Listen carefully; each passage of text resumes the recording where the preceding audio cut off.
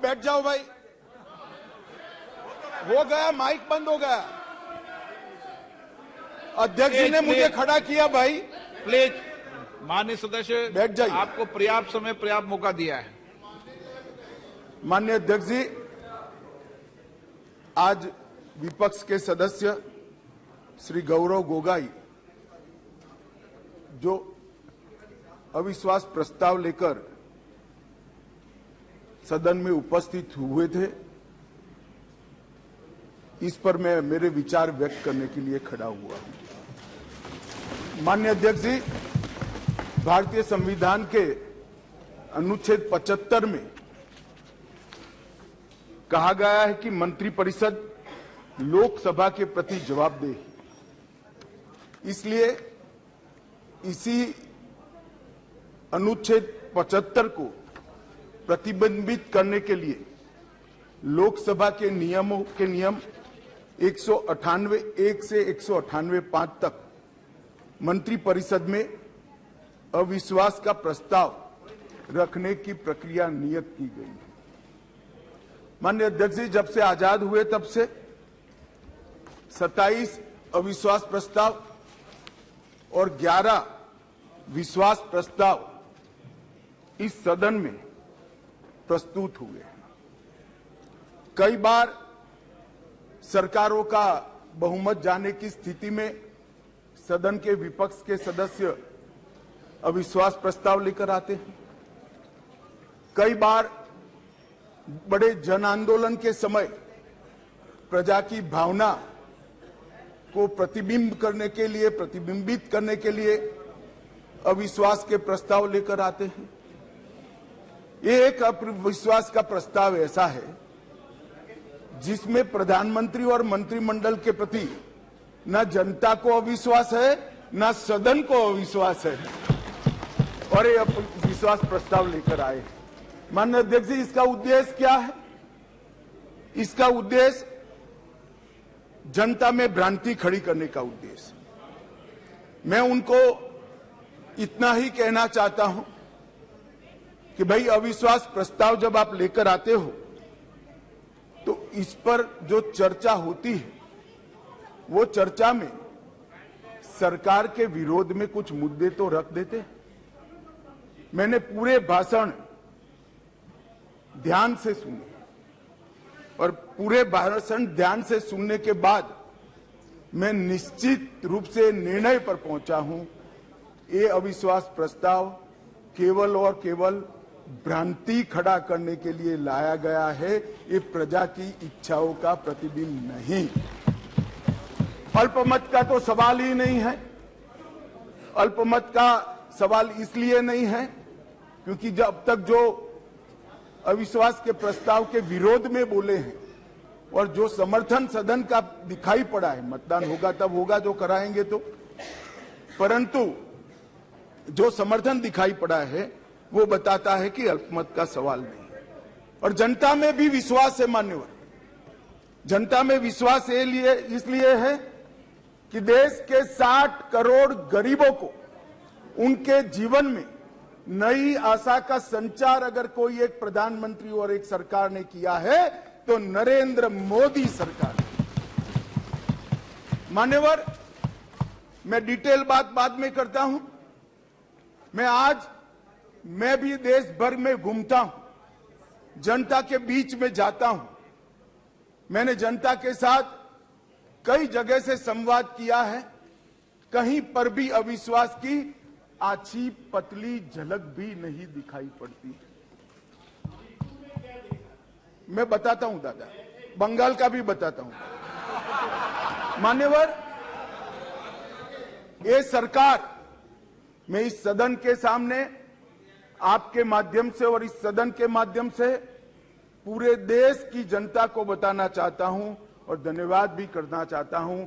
आजादी के बाद कोई एक सरकार और कोई एक नेता में जनता को सबसे ज्यादा विश्वास है तो ये नरेंद्र मोदी जी की सरकार। 2/3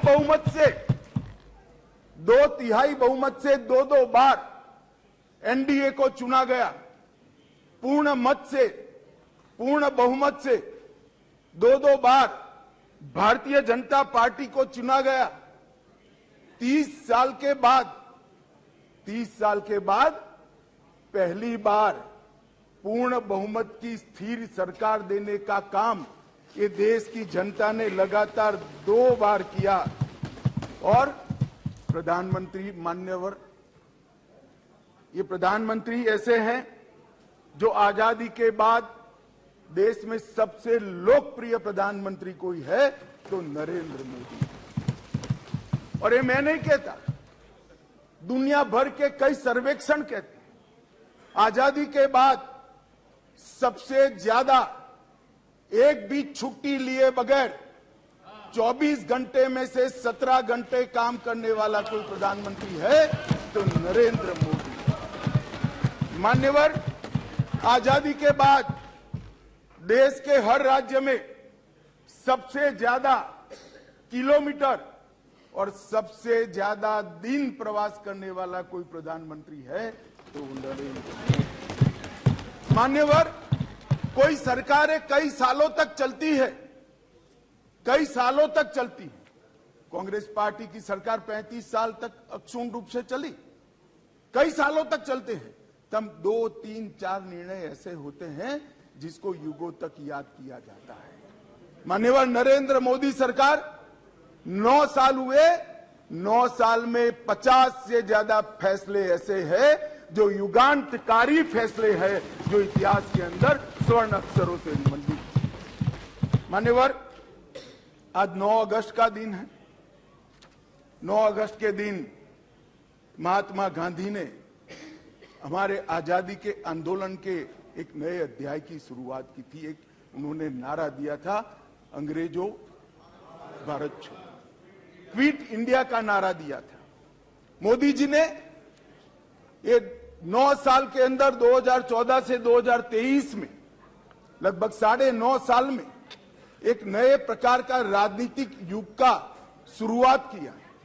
मान्यवर, लगभग 30 साल से इस देश की राजनीति भ्रष्टाचार, परिवारवाद और तुष्टीकरण के नासूर से ग्रसित रही है। सारे के सारे जनादेश, कोई भी चुनावी विजय पराजय के आंकड़ों के एनालिसिस करने वाले पंडित सारे जय पराजय को देख ले। मोदी जी के 2014 के विजय के पहले सारे जय पराजय या तो भ्रष्टाचार से प्रभावित थे, भ्रष्टाचार किया इसको हटाने के लिए आए, या तो परिवारवाद से प्रभावित थे, परिवारवाद के पीछे जातिवाद का एक अनवरत संतान भी होता है, और तुष्टीकरण से प्रभावित जनादेश थे। भारतीय लोकतंत्र को ये 3 नासूरों ने घेर लिया था।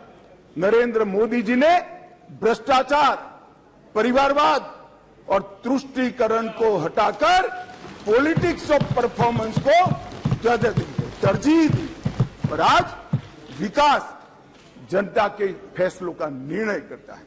मगर फिर भी कहीं कहीं दूर तक भ्रष्टाचार भी बैठा है, बच गया है, परिवारवाद तो दिखाई ही पड़ता है, और तुष्टीकरण की राजनीति भी चलती है। इसलिए मोदी जी ने आज नारा दिया है, भ्रष्टाचार क्विट इंडिया, परिवारवाद क्विट इंडिया, तुष्टीकरण क्विट इंडिया।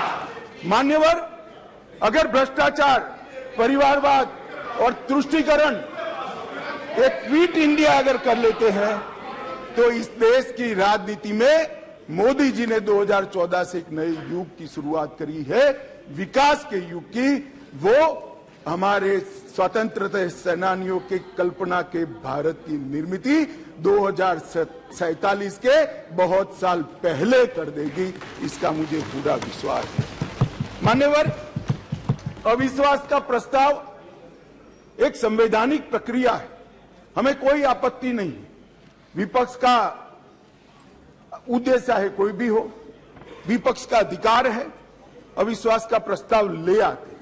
और मैं तो कई बार मानता हूं कि अविश्वास प्रस्ताव से पार्टियों के और गठबंधनों के चरित्र उजागर होते। कई बार अविश्वास प्रस्ताव आए, मैंने जैसे पहले कहा, मैं 3 अविश्वास प्रस्ताव का जिक्र करना जरूर चाहूंगा। दो अविश्वास प्रस्ताव है यूपीए सरकार के खिलाफ, जो हम विपक्ष में थे तब लेकर आए थे, और एक अविश्वास प्रस्ताव एनडीए सरकार के खिलाफ था, जो यूपीए जब विपक्ष में थी तब ले गए। 1993 जुलाई में नरसिम्हा राव जी की कांग्रेस की सरकार थी, उसके खिलाफ अविश्वास प्रस्ताव आया। अब सरकार बचानी होती है, नरसिम्हा राव जी को बचानी थी। कांग्रेस का मूल सिद्धांत है एन केन प्रकारेण सत्ता में बने रहना, सत्ता में बने रहने का प्रयास करना। ना इसके लिए सिद्धांत होते हैं, ना नीतियां होती है, ना औचित्य होता है। मान्यवर नरसिम्हा राव जी की सरकार अविश्वास प्रस्ताव जीत गई और बाद में कई लोगों को जेल की सजा हुई, स्वयं नरसिम्हा राव जी को हुई, क्योंकि झारखंड मुक्ति मोर्चा को घूस देकर अविश्वास प्रस्ताव पर विजय प्राप्त करी। आज कांग्रेस भी वहां बैठी है और झारखंड मुक्ति मोर्चा भी वहां बैठा है। मान्यवर 2008 में मनमोहन सिंह जी विश्वास प्रस्ताव लेकर आए। विश्वास प्रस्ताव के वक्त भी एक बार यहां पर बरोबर देश में वातावरण हो गया था कि इनके पास बहुमत नहीं है, बहुमत था भी नहीं। और मान्यवर इस सदन ने उस वक्त सबसे कलंकित घटना देखनी पड़ी, सांसदों को करोड़ों रुपए की घूस देनी पड़ी और हमारे ऑनेस्ट सांसद वो रुपया लेकर पीठ के सामने आए और कहा कि हमें संरक्षण चाहिए, हमें रुपया ऑफर किया गया और वो सरकार बचा ली। तो एक तो चरित्र है यूपीए का, सरकार के सामने अविश्वास का प्रस्ताव आए या कोई अविश्वास का प्रस्ताव न लाए, इसलिए विश्वास का प्रस्ताव वो स्वयं लाए। इसमें से बचने के लिए सारे सिद्धांत, सारा चरित्र, सारे लोकसभा के नियम कानून, हमारी परंपराएं, इसको त्याग कर एन केन प्रकारेण सत्ता को संभालना और सत्ता पर काबिज रहना। इसके सामने मान्यवर दूसरा एक उदाहरण है। 1999 में अटल जी की सरकार थी और अविश्वास प्रस्ताव आया। मान्यवर ये जो कांग्रेस ने किया वो हम कर सकते थे, क्योंकि 93 में नरसिम्हा राव जी ने देश के सार्वजनिक जीवन को एक एग्जाम्पल पूरा कर दिया था कि सरकार ऐसे भी बचाई जा सकती है, करोड़ों रुपया देकर भी बचाई जा सकती है। हम भी कर सकते थे, मगर हमने नहीं किया। हमने नहीं किया। हमने हमारी बात रखी। देश के प्रधानमंत्री अटल जी ने इसी सीट पर बैठकर अपनी बात रखी संसदों के सामने और जो कहा कि संसद का जो फैसला है मैं सर पर चढ़ाऊंगा, हमें कोई आपत्ति नहीं। मान्यवर सिर्फ एक वोट से सरकार गई, सिर्फ एक वोट से। क्या हम यूपीए और कांग्रेस की तरह बचा नहीं सकते थे? बचा सकते थे, मगर मैंने कहा ना कि कई बार संकट के समय गठबंधनों और पार्टियों का चरित्र उजागर होता है। यूपीए का चरित्र सत्ता बचाने के लिए भ्रष्टाचार करने का चरित्र है और भारतीय जनता पार्टी और एनडीए का चरित्र सिद्धांतों के लिए राजनीति करने का चरित्र है। मान्यवर उस वक्त मुझे ठीक याद है, मैं संसद में नहीं था, सदस्य नहीं था, बहुत सारे सीनियर सदस्य होंगे उस वक्त। मान्यवर एक ही वोट का फर्क था और अंत में गिरधर गोमांग के वोट को हमारे उड़ीसा के पूर्व मुख्यमंत्री उस वक्त मुख्यमंत्री से शपथ ले चुके थे और वोट डालने आए थे। वो वोट को वैलिड गिनना या न गिनना, मगर मान्यवर आप जिस आसन पर बैठे हो इसकी भी गरिमा का एनडीए ने पालन किया था। हमने कोई दबाव नहीं बनाया, एक वोट हमारे विरुद्ध में गया, हमारी सरकार चली गई। मगर आज मैं फिर से कहना चाहता हूं गौरव गोगोई जी को, मगर जनता है जो सब देखती है, जनता है जो सब जानती है। एक वोट से हमारी सरकार गई, एक वोट से हमारी सरकार जरूर गई, परंतु अंत में क्या हुआ? बहुत बड़े बहुमत के साथ अटल जी फिर से देश के प्रधानमंत्री। मान्यवर हमारे एनडीए का कुनबा मोदी जी के नेतृत्व में, भारतीय जनता पार्टी मोदी जी के नेतृत्व में हम देश में सिद्धांतों की राजनीति को प्रस्तावित करने के लिए राजनीति में है। एन केन प्रकारेण सत्ता को बचाने के लिए राजनीति के अंदर नहीं है। और ये दो चरित्र आज इस विश्वास प्रस्ताव पर की चर्चा के माध्यम से मैं 130 करोड़ की जनता को याद कराना चाहता हूं। एक और करोड़ों रुपया खर्च कर बहुमत खरीदने वाले लोग बैठे हैं और एक बार सिद्धांत के लिए सत्ता छोड़ने वाले लोग बैठे हैं। जनता देश की जनता नहीं है। मान्यवर, अरे शुरुआत है, धैर्य रखो, काफी सुनना पड़ेगा। सुरेश जी, ये तो ट्रेलर है, अभी ट्रेलर है। मान्यवर, अभी बात निकली गरीब कल्याण की। हमारी साथी मंत्री अनुप्रिया जी गरीब कल्याण के सारी बातें बता रही थी। मान्यवर, गरीबी हटाओ का नारा दिया, सालों तक गरीबी हटाओ के नारे के आधार पर देश की भोली भाली गरीब जनता का विश्वास प्राप्त किया और वोट लेते रहे, जीतते रहे, गरीबी जस की तस रह गई। नरेंद्र मोदी जी ने कोई बड़े बड़े वादे नहीं किए, परंतु नरेंद्र मोदी जी के जहन में गरीबी का डंक भी था, दंश भी था, क्योंकि वो स्वयं गरीब के घर से आकर इस सबसे बड़ी पंचायत में आए थे। इन्होंने गरीब कल्याण के लिए मान्यवर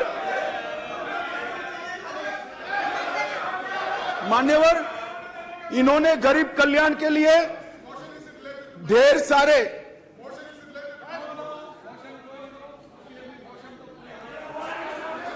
मान्यवर सुरेश जी इतने सीनियर मेंबर है, उनको अविश्वास प्रस्ताव का कैरेक्टर मालूम नहीं है। आप जब अविश्वास प्रस्ताव लेकर आते हो तो सरकार के समग्र कामकाज पर क्वेश्चन मार्क करते हो, और क्योंकि ये क्वेश्चन मार्क पॉलिटिकली मोटिवेटेड है, इसलिए मुझे सरकार के परफॉर्मेंस की चर्चा करनी पड़ेगी। मान्यवर, इस देश के करोड़ों गरीबों के नसीब में जब तक मोदी जी प्रधानमंत्री नहीं बने धुएं से भरा हुआ घर था। मोदी जी ने 9.6 करोड़ 9 करोड़ 60 लाख गरीब महिलाओं के घर में गैस का सिलेंडर भेजा और उसकी झूंपड़ी को धुएं से मुक्त कराने का काम किया। मान्यवर, 11 करोड़ परिवार ऐसे थे, दुनिया में कोई विचार नहीं कर सकता। कई देशों की आबादी 11 करोड़ से आधी भी नहीं है, 5वां हिस्से की भी नहीं है, परंतु 11 करोड़ परिवार ऐसे थे जिनके पास मान्यवर शौचालय नहीं था। हर रोज वो घर की महिलाएं आहत होती थी। मान्यवर, इनका दर्द 55 सालों तक ये यूपीए कांग्रेस ने नहीं जाना। नरेंद्र मोदी जी प्रधानमंत्री बने और 9 साल के अंदर 11 करोड़ 72 लाख परिवारों को शौचालय देने का काम। मान्यवर, देश के बहुत बड़े तबके में और विशेषकर गरीब के घर में, दलित के घर में, आदिवासी के घर में, पिछड़े के घर में, झोंपड़पट्टी में शुद्ध पीने का पानी नहीं मिलता, फ्लोराइड युक्त पानी पीते थे, भरी जुआनी में बूढ़े हो जाते थे, बाल सफेद हो जाते थे, हड्डियां टेढ़ी हो जाती थी। मान्यवर, मोदी जी ने हर घर नल के माध्यम से 12.65 लाख करोड़ मतलब 12 करोड़ 65 लाख घरों में जल से नल पहुंचाने का काम समाप्त। मान्यवर, ये हमेशा बोलते हैं, अभी भी चुनाव में कहते हैं कि हम किसानों का कर्ज माफ करेंगे, किसानों का कर्ज माफ करेंगे। मान्यवर, मैं पूछना चाहता हूं, 10 साल में कितना कर्ज माफ करा भाई? 4 से 14 तक आप 10 साल रहे, कितना मार्च करा? 70,000 करोड़, ठीक है ना, 70,000 करोड़। इसमें से भी 35,000 करोड़ तो नीचे बाकी रह गया है, मगर चलो मान ही ले कि 70,000 करोड़ किया। हम किसी का कर्ज माफ करने में विश्वास नहीं करते हैं, उसको कर्ज ही न लेना पड़े, ऐसी व्यवस्था। मान्यवर, इस देश के 14.5 करोड़ किसानों को 2,40,000 करोड़ रुपया इसके बैंक अकाउंट में डाला। अब देश के किसान तय करे कि एक और 70,000 करोड़ का कर्ज की लॉलीपॉप देने वाली यूपीए सरकार, और एक बार सम्मान के साथ इसके घर में सम्मान के साथ इलेक्ट्रॉनिक तरीके से 2,40,000 करोड़। मान्यवर, मैं आज और स्पष्टता करना चाहता हूं, ये रेवड़ी नहीं है, ये रेवड़ी नहीं है। हमने ये करने से पहले एक सर्वे किया कि 2.5 एकड़ से कम जिसकी जोत है वो किसान को कितना खर्चा बेसिक खेती के काम के लिए आता है, क्योंकि वो तो मजदूर रखता नहीं है, स्वयं ही बेचारा मेहनत करता है। इरिगेशन, बीज और खाद का कितना खर्चा आता है, तो 2.5 एकड़ से कम जिसकी जोत है इसका खर्चा 6,000 आता है। मोदी जी ने 6,000 रुपया इसको दे दिया। भैया तुम ऋण ही मत, आपने तो एक बार किसान को ऋण मुक्त किया, मोदी जी ने पूरे जीवन के लिए उसको ऋण मुक्त करने का काम किया है। मान्यवर, इस देश में 50 करोड़ लोग ऐसे थे, करीब 60 करोड़ लोग जिनके घर में बीमारी आ जाए तो पिताजी की मृत्यु हो जाएगी इसका डर नहीं लगता था, इलाज का खर्च कितना आएगा इसका डर लगता था, और वो पूरा परिवार ऋण के बोझ के तले दब जाता था। मान्यवर, मोदी जी ने 50 करोड़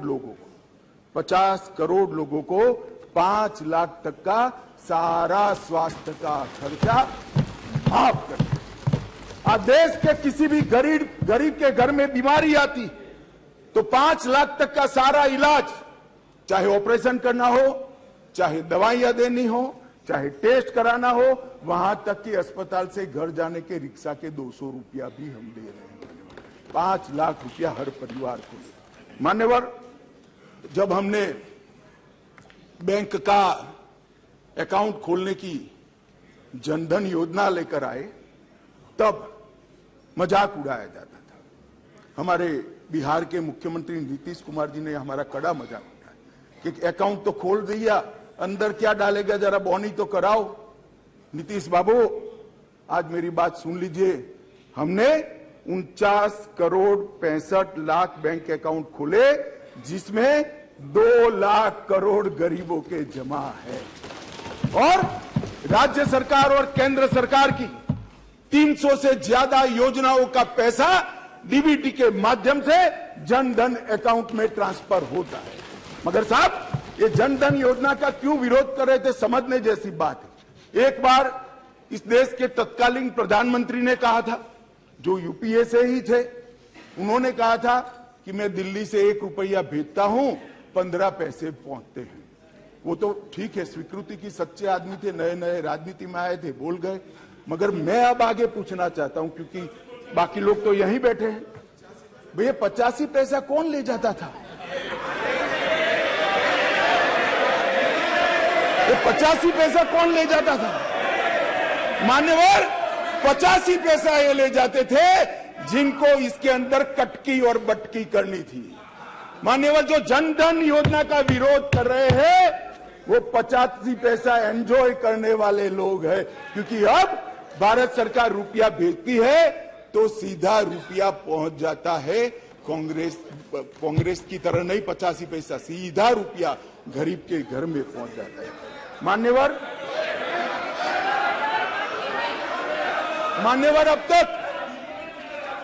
अब तक जनधन योजना, भाई आप योजना तो बनाते हो, करते नहीं हो। बैठो, बताता हूं, मैं बताता हूं, बैठो ना, अरे बैठो ना। मान्यवर कह रहे डीबीटी किसने चालू किया, अब कहेंगे जीएसटी किसने चालू किया, अब कहेंगे गरीबी हटाओ किसने कहा। आपने कहा सब कुछ किया, कुछ नहीं किया हमने है। आप तो कहते ही रह गए।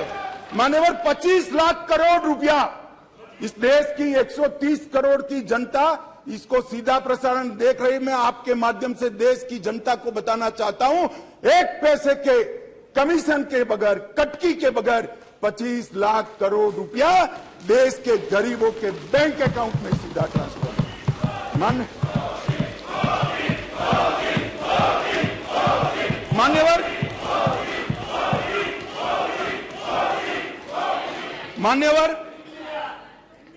मान्यवर कोरोना आया, कोरोना आया। मोदी जी ने शुरुआत की पक्षापक्षी से ऊपर उठकर संघ भावना से।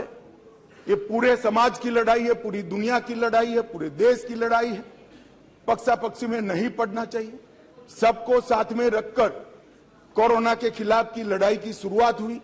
और मैं आज भी कहता हूं, मैं आज भी मानता हूं कि कोरोना के खिलाफ भारत सफलता से लड़ पाया है। उसका एकमात्र कारण है सभी जगह दुनिया में कोरोना के खिलाफ सरकारें लड़ी, भारत में केंद्र सरकार, राज्य सरकार और 130 करोड़ लोग एक साथ लड़े हैं। इसलिए हम मगर जब वैक्सीनेशन आया और उनको लगा कि तो देश बच जाएगा, तो मोदी वैक्सीन मैं दो नेताओं को बरोबर याद है, समाजवादी पार्टी के अखिलेश जी और राहुल जी, दोनों ने कहा है तो मोदी वैक्सीन है, देखो लेना मत, टेस्टिंग ब्रांटिंग। और मान्यवर अब बैठ गए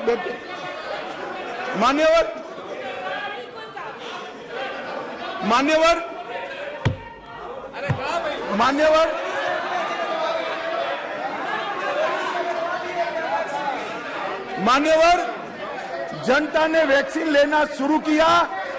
मोदी सरकार ने चाय पिलाकर वैक्सीन दी, फ्री ऑफ कॉस्ट वैक्सीन दी, पहला डोज दिया, दूसरा डोज दिया और 130 करोड़ लोगों को दोनों डोज लगाकर कोरोना से बचाने का था।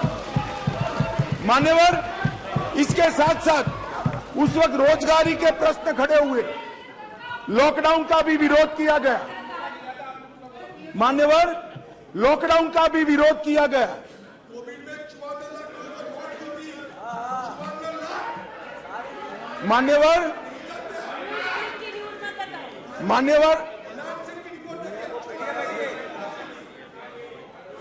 मान्यवर सबने कहा कि लॉकडाउन लगाओगे तो गरीब क्या खाए। हमारे सामने दो रास्ते थे, लॉकडाउन न लगाना और पूरे देश की जनता कोरोना में फंस जाए, लाखों करोड़ों लोगों की मृत्यु हो। लॉकडाउन भी लगाया, उसको भूखा भी नहीं रखा। मान्यवर, 80 करोड़ लोगों को प्रति व्यक्ति प्रति माह 5 किलो अनाज ये लॉकडाउन के समय में हमने गरीब के घर में पहुंचाया और उसका चूल्हा चला करा। और वो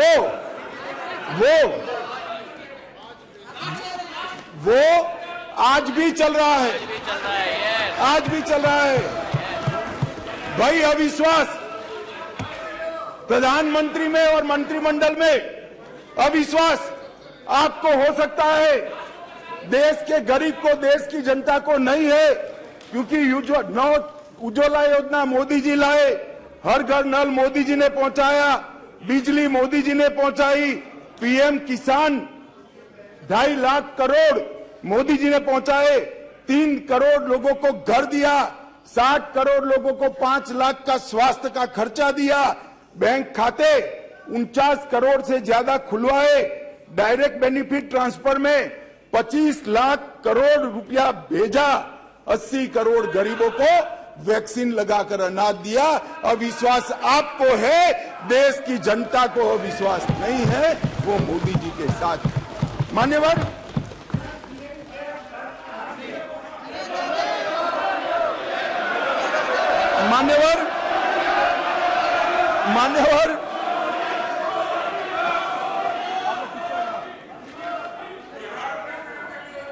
अध्यक्ष जी,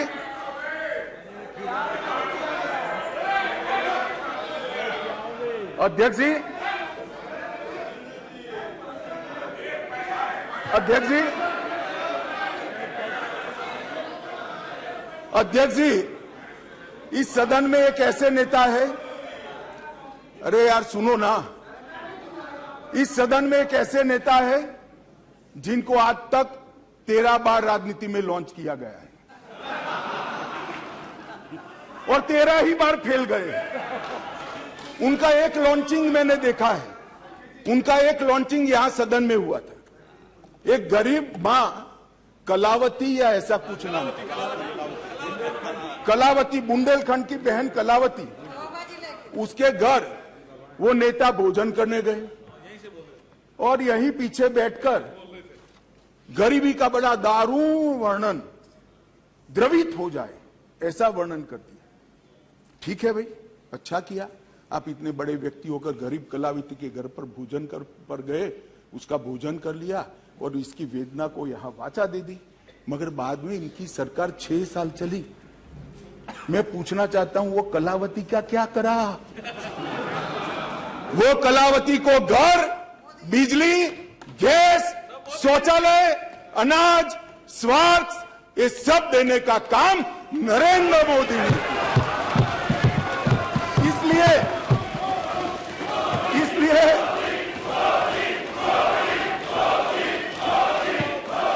इसलिए जिस कलावती के घर पर आप भोजन पर गए हो, इसी को भी मोदी जी पर अविश्वास नहीं है, वो आज मोदी जी के साथ है।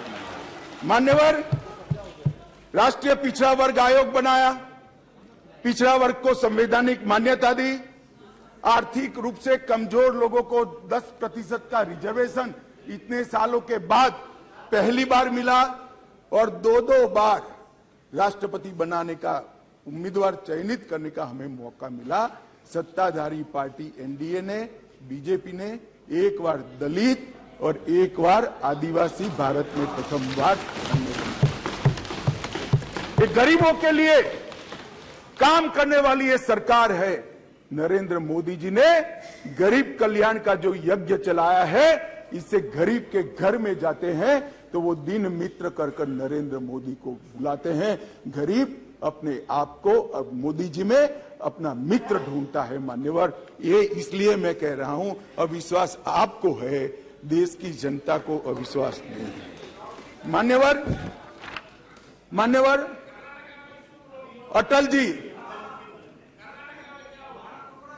अटल जी इस देश को 11वीं अर्थव्यवस्था छोड़कर गए। अब अटल जी तो जन नेता थे, ज्यादातर सांसदों की तरह कार्यकर्ता के नाते काम करते करते, आइडियोलॉजी का प्रचार करते करते देश के प्रधानमंत्री बने। 6 साल तक चलाया, 6 साल में 15वें नंबर से 11वें नंबर पर लाए, फिर एक अर्थशास्त्री प्रधानमंत्री बने, यूपीए की सरकार आई। मैं उनका धन्यवाद करना चाहता हूं कि 11वें नंबर से 12वें नंबर पर नहीं ले गए, उन्होंने 11वां नंबर संभाल कर रखा। और फिर नरेंद्र मोदी जी आए।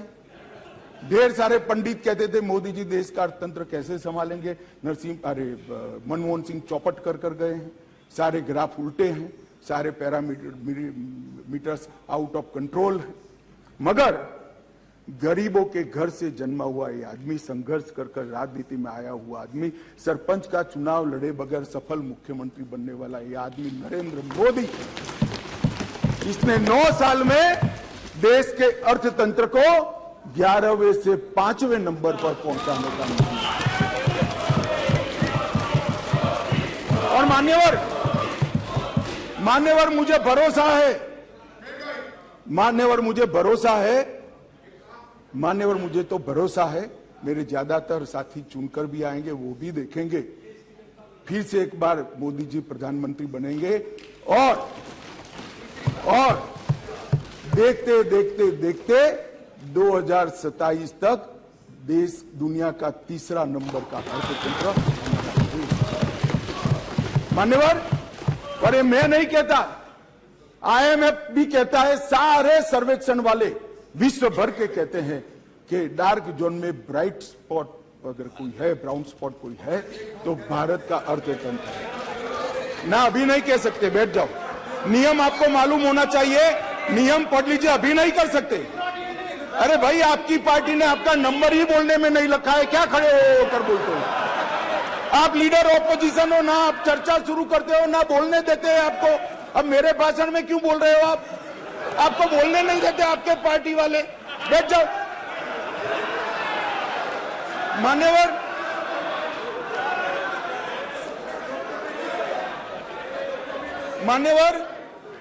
आने वाले दिनों में, मान्यवर आने वाले सालों में और आने वाले दशकों में दुनिया के अर्थतंत्र का, दुनिया भर के अर्थतंत्र के जो महत्वपूर्ण क्षेत्र है वो सब में दूरदर्शितापूर्ण फैसले लेकर मोदी जी ने सटीक नीतियां बनाकर भारत को इसके अंदर एक फाउंडेशन डालने का काम समाप्त कर दिया। चाहे ग्रीन हाइड्रोजन हो, चाहे इलेक्ट्रिकल व्हीकल हो, चाहे अंतरिक्ष हो, चाहे डिफेंस का प्रोडक्शन हो, चाहे इलेक्ट्रॉनिक आइटम का मैन्युफैक्चरिंग हो, चाहे क्वांटम इंजीनियरिंग के अंदर संवर्धन और R&D करना हो, और चाहे ऑर्गेनिक फूड का बाजार खड़ा करना हो।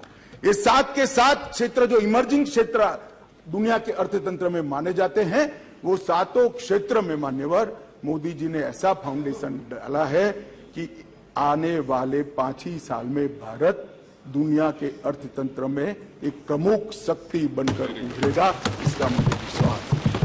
मान्यवर, इंफ्रास्ट्रक्चर की गति शक्ति के तहत सिर्फ 2024-25 तक 2 लाख किलोमीटर राष्ट्रीय राजमार्ग हम समाप्त कर देंगे। 2020-21 में 37 किलोमीटर प्रतिदिन बनाए, 148 हवाई अड्डे बने हैं। मोदी जी के आने के पहले 74 थे, अब 148 हो गए। Vande Bharat semi high speed train शुरू हो चुकी है। 99,000 करोड़ की सागरमाला परियोजना जो इंफ्रास्ट्रक्चर का बहुत बड़ा दूरगामी कदम है, वो पूरा हो चुका है। कार्गो हैंडलिंग की क्षमता देश की 79% बढ़ी है, अगले साल तक 2 गुना हो जाएगी। और 27 ट्रेनों में मेट्रो उपलब्ध कराई है, और भारत नेट 6.20 लाख किलोमीटर फैला दिया है। लाखों गांवों तक भारत नेट को पहुंचाने का काम।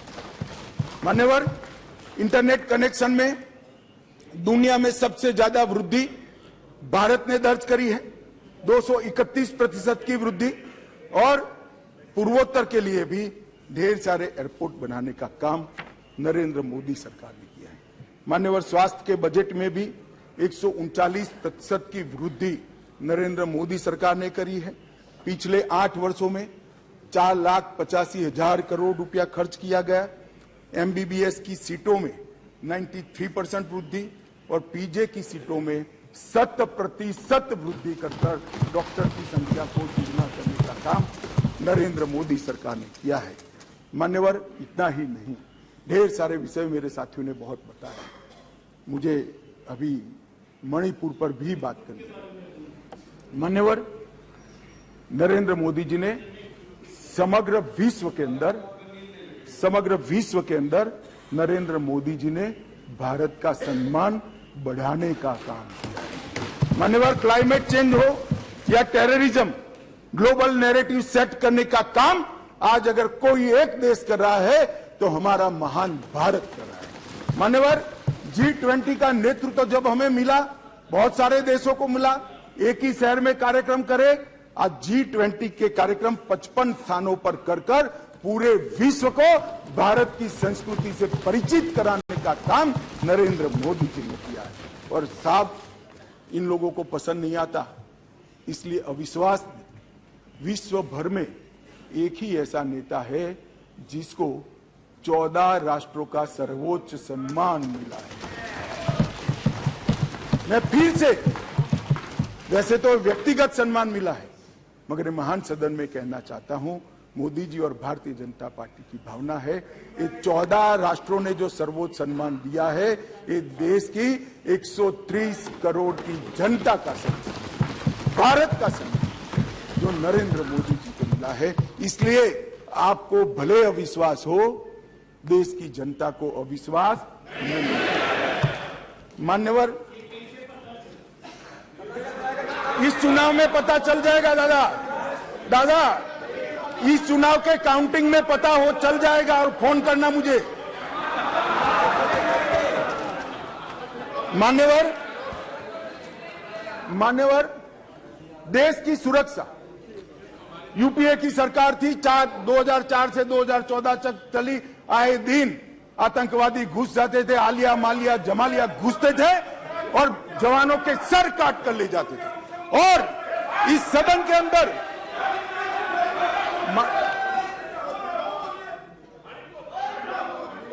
थक जाएगा, तुम मत बोलो, वो थक जाए, मैं नहीं थकूं। मान्यवर, सरहद के उस पार से आतंकवादी घुस जाते थे और जवानों के सर काट कर ले जाते थे। कोई जवाब नहीं देता था। 2 बार पाकिस्तान ने हिमाकत की, एक बार सर्जिकल स्ट्राइक और एयर स्ट्राइक, दूसरी बार एयर स्ट्राइक कर पाकिस्तान के घर में घुसकर आतंकवादियों का खात्मा करने का काम नरेंद्र मोदी। श्रीमान राजनाथ जी यहां बैठे। सीडीएस का मसला, ये भी आपका सोच था, इंप्लीमेंट हमने किया। सीडीएस का मसला कब का लटक रहा था, भटका रहा था। मोदी जी ने सीडीएस का फैसला किया, राजनाथ जी ने सभी को विश्वास में लेकर उसको पार उतारा। 2016 में सर्जिकल स्ट्राइक और एयर स्ट्राइक किया और खरीदी के अंदर, डिफेंस के अंदर जिस प्रकार के परिवर्तन हुए, मान्यवर, मैं आपको बताता हूं, जितने भी घोटाले, मैं बाद में घोटाले बताता हूं यूपीए के, जितने भी घोटाले हुए हैं, इसमें सबसे ज्यादा करप्शन रक्षा की खरीदी में हुआ।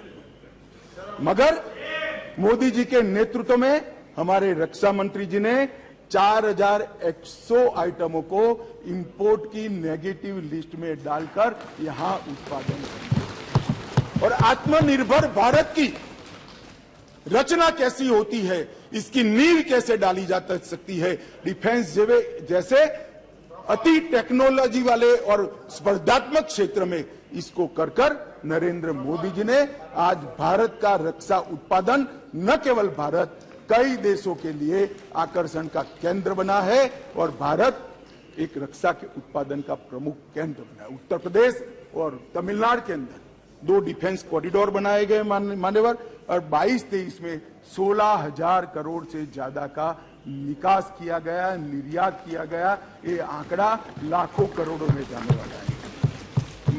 मान्यवर, 4 दशकों से श्रीमती इंदिरा गांधी जी प्रधानमंत्री थी, तब से देश का सेना का जवान, चाहे सर्विंग हो चाहे रिटायर्ड हो, वो 1 पेंशन 1 रैंक 1 पेंशन की मांग करता है। सब भागते थे।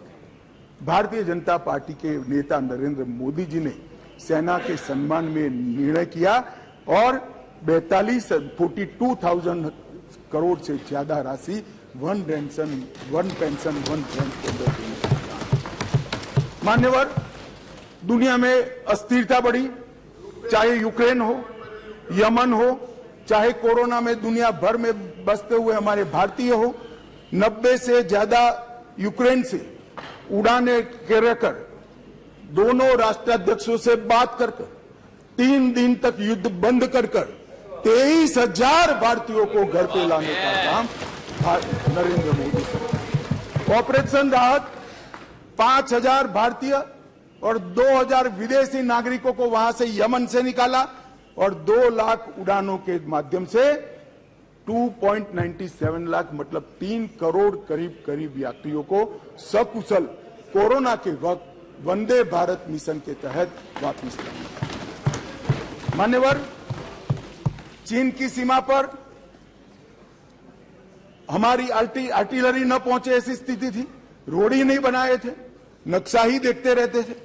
नरेंद्र मोदी जी और राजनाथ जी की टुकड़ी ने सीमा के अंतिम गांव तक भारत के प्रथम गांव में रोड पहुंचाने का, वाइब्रेंट विलेज के माध्यम से गांव खाली न हो, इसकी चिंता मान्यवर नरेंद्र मोदी जी ने। मान्यवर, किसानों के कल्याण के लिए ढेर सारे काम करें, बजट में 6 गुना वृद्धि करी। जरा सुनो भाई सुरेश, आप लोग 21,900 करोड़ रुपए का छोड़कर गए थे। कितना छोड़कर गए थे भाई? 21,900 करोड़। अब ध्यान से सुनना, 21,900 करोड़ को 6 गुना बढ़ाकर 1,25,000 करोड़ रुपए का बजट नरेंद्र मोदी। मान्यवर, खाद्यान्न का उत्पादन खाद्यान्न के उत्पादन 265 मिलियन टन से बढ़कर 22-23 में 323 मिलियन टन रिकॉर्ड उत्पादन हुआ। प्रधानमंत्री किसान सम्मान योजना में आगे बात कर चुका हूं। 14 करोड़ लोगों को 6,000 रुपया, 2,41,000 करोड़ रुपया। और ये एमएसपी बहुत चिल्लाते रहते हैं। मैं आपको पूछना चाहता हूं मान्यवर, आपके माध्यम से जो अविश्वास प्रस्ताव लेकर आए हैं उनको मैं एमएसपी के बारे में जरूर पूछना चाहता हूं कि भैया आपने एमएसपी की कितनी खरीदी की थी और एमएसपी में के रेट में कितनी बढ़ोतरी की थी, जरा हिसाब किताब लेकर जनता के सामने जाइए। मगर नहीं जाएंगे, बैठे बैठे बोले रह गए एमएसपी का क्या हुआ। मैं बताता हूं सत्य क्या है, और मैं इस सदन के माध्यम से देश की जनता को और 14 करोड़ किसानों को कहना चाहता हूं कि आपके घर में सबसे ज्यादा एमएसपी और एमएसपी पर सबसे ज्यादा धान खरीदने का काम कोई एक सरकार ने किया है तो नरेंद्र मोदी। मान्यवर, धान की खरीदी पहले ध्यान से सुनना, सभी सभासदों को मेरा विनती है, ध्यान से सुनिए। धान की खरीदी 475 लाख मैट्रिक टन मनमोहन सिंह जी ने अपने अंतिम साल में की। मैं फिर से आंकड़ा बोलता हूं, 475 लाख मैट्रिक टन। नरेंद्र मोदी जी ने अंतिम खरीदी 896 लाख मैट्रिक टन, 88% की वृद्धि। मान्यवर, और लाभार्थी किसान पहले 76 लाख थे, अब 1,31 लाख लाभार्थी किसान। मान्यवर, गेहूं की खरीदी एमएसपी पर खरीदी, इसके अंदर मनमोहन सिंह जी और इनकी यूपीए की सरकार 251 लाख मैट्रिक टन छोड़कर गए थे, 251 लाख मैट्रिक टन। अब नरेंद्र मोदी जी ने 251 लाख मैट्रिक टन से बढ़ाकर 433 लाख मैट्रिक टन पहुंचाना।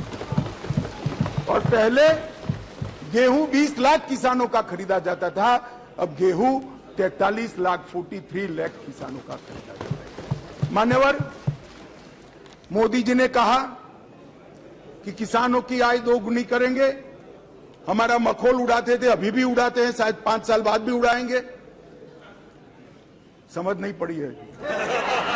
मान्यवर, हम कहते थे कि हम किसानों का आय 2 गुना करेंगे, हमारा मजाक उड़ाया जाता। अब मैं बताता हूं मान्यवर, मोदी जी ने निर्णय कर दिया कि किसान की आय से, मतलब खर्च से, लागत से 50% कम से कम एमएसपी रखेंगे। ये बहुत बड़ा ऐतिहासिक किसान विश्लेषी निर्णय है। मान्यवर, धान की एमएसपी जो 1310 थी, मैं फिर से एक बार ध्यान आकृष्ट करना चाहूंगा। मनमोहन सिंह जी, यूपीए सरकार, जिनको हम पर अविश्वास है, वो यूपीए सरकार धान के एमएसपी 1310 छोड़कर गई। कम खरीदते थे मगर रेट 1310 था, हमने ज्यादा खरीदा और उसके दाम को भी 1310 से बढ़ाकर 2040 कर। मान्यवर, गेहूं 2013-14 में 1400 रुपया एमएसपी छोड़कर गए थे डॉक्टर मनमोहन सिंह, यूपीए। और आज 2013-14 में 1400 से बढ़कर 2125 रुपया एमएसपी खरीदा। हमने गेहूं ज्यादा भी खरीदा और गेहूं का दाम भी ज्यादा दिया। मान्यवर, ये ना ही किसान हितैषी है, ना एक गरीब हितैषी है, ना एक पिछड़ा हितैषी है। उनको अपने परिवारों के अलावे किसी का ध्यान नहीं है। और इसलिए मोदी जी ने आज कहा है, 9 तारीख को आज कहा है, 9 अगस्त को, परिवारवाद ट्वीट इंडिया, भ्रष्टाचार और तुष्टीकरण।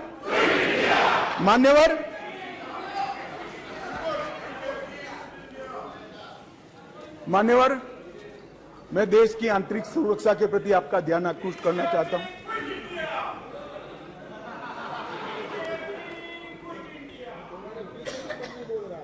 भाई, अभी भी सत्यता स्वीकारो, नहीं तो जो होए उसके भी आधे हो जाओ। मान्यवर, मैं देश की आंतरिक सुरक्षा के प्रति इस देश की जनता का आपके माध्यम से, महान सदन के माध्यम से था। मान्यवर, पीएफआई कई सालों से देश को तोड़ने की, देश की जनसांख्यिकी बदलने की और देश के अंदर आतंकवाद के बीज बोने का काम कर रही थी। एक ही दिन में सितंबर 22 में 15 राज्यों में 90 से ज्यादा स्थानों पर रेड कर PFI पर बैन लगाकर जेल की सलाखों के पीछे डाल दिया। मान्यवर, देश भर में PFI को हमने बैन किया। दुनिया भर में भागे हुए गुनहगारों को आज वापिस लिया जाता है। NIA के 9 घनघोर आतंकवादी कृत्य करने वाले लोगों को दुनिया भर से चून उठाकर हम वापिस लाए और 6 राज्यों की पुलिस को भी उनको वापिस लाए। सचिन बिश्नोई सिद्धू मूसावाले की हत्या का आरोपी था, उसको भी वापिस लाए और तंवर राणा का भी केस अंतिम सुनवाई तक पहुंचाए। मुझे भरोसा है बहुत कम समय में बॉम्बे के बम हमले के आरोपी राणा को भारत की कानून की अदालत के तहत लाया। मान्यवर, विदेश में भारतीय दूतावासों पर लंदन, ओटावा, सैन फ्रांसिस्को पर जो हमले हुए वो तीनों मामलों को हमने NIA को सौंपा है।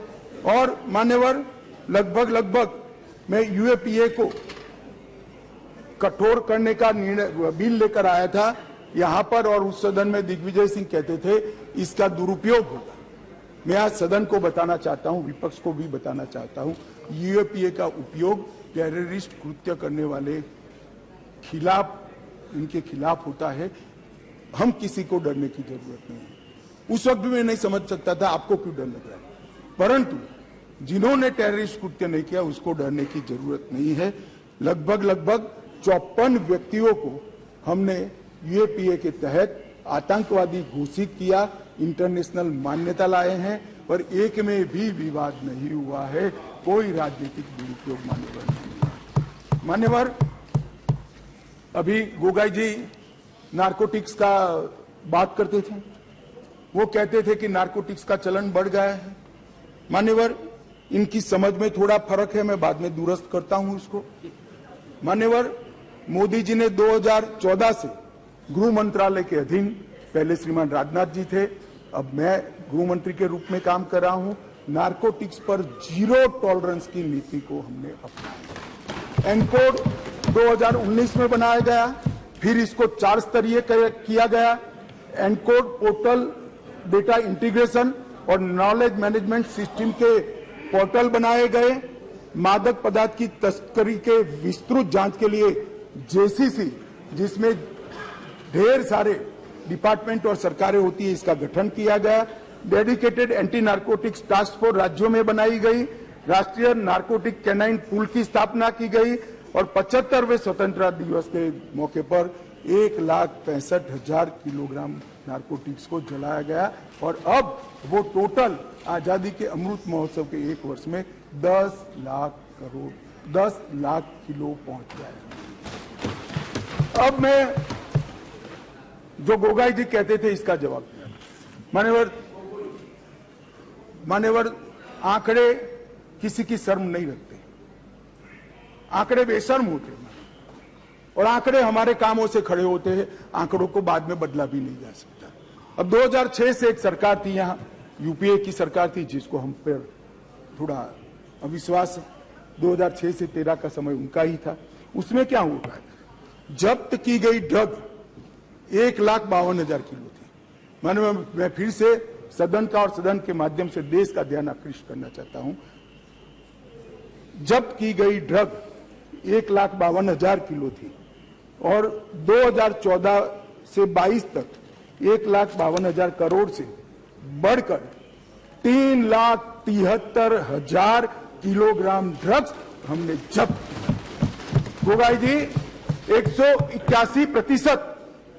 181% वृद्धि हुई और कीमत, गांजा पकड़ लेना, भांग पकड़ लेना एक बात है, जो महंगे और शरीर को ज्यादा नुकसान करने वाले और पैसे की दृष्टि से नुकसान करने वाले जो नारकोटिक्स के पदार्थ है, वो कीमत से आगे। मान्यवर, 2006 से 13 में 768 करोड़ की ड्रग पकड़ी गई। मैं फिर से रिपोर्ट करूंगा 768 करोड़, जिससे यूपीए सरकार संतुष्ट थी, उन्होंने अपने रिपोर्ट कार्ड में भी लिखा था। और 14 से 22 तक एकदम वही कालखंड 768 करोड़ और 14 से 22 में 18,000 करोड़ रुपए की ड्रग को नरेंद्र मोदी सरकार, और ये हम पर सवाल उठा। इसलिए मैं कहता हूं कि आपको भरोसा नहीं है, मगर देश की जनता को विश्वास है। कुल मामले 1257 दर्ज किए थे, अब 3700। अब इन्होंने कल यहां ज्ञान बांटा कि पहले 1257 थे, अब देखिए बढ़ गए 3700 हो गए। भाई नारकोटिक्स के खिलाफ केस अच्छे हैं या बुरे माने जाएंगे? हम पकड़ते हैं, आप पकड़ते ही नहीं थे, चलने देते थे।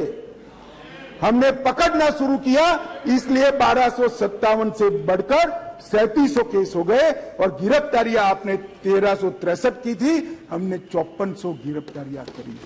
मान्यवर, टोल फ्री नंबर भी करा। माननीय सदस्यों, सभा की सहमति हो तो गृह मंत्री जी के भाषण की समाप्ति तक सभा की कार्रवाई बढ़ा दी जाए।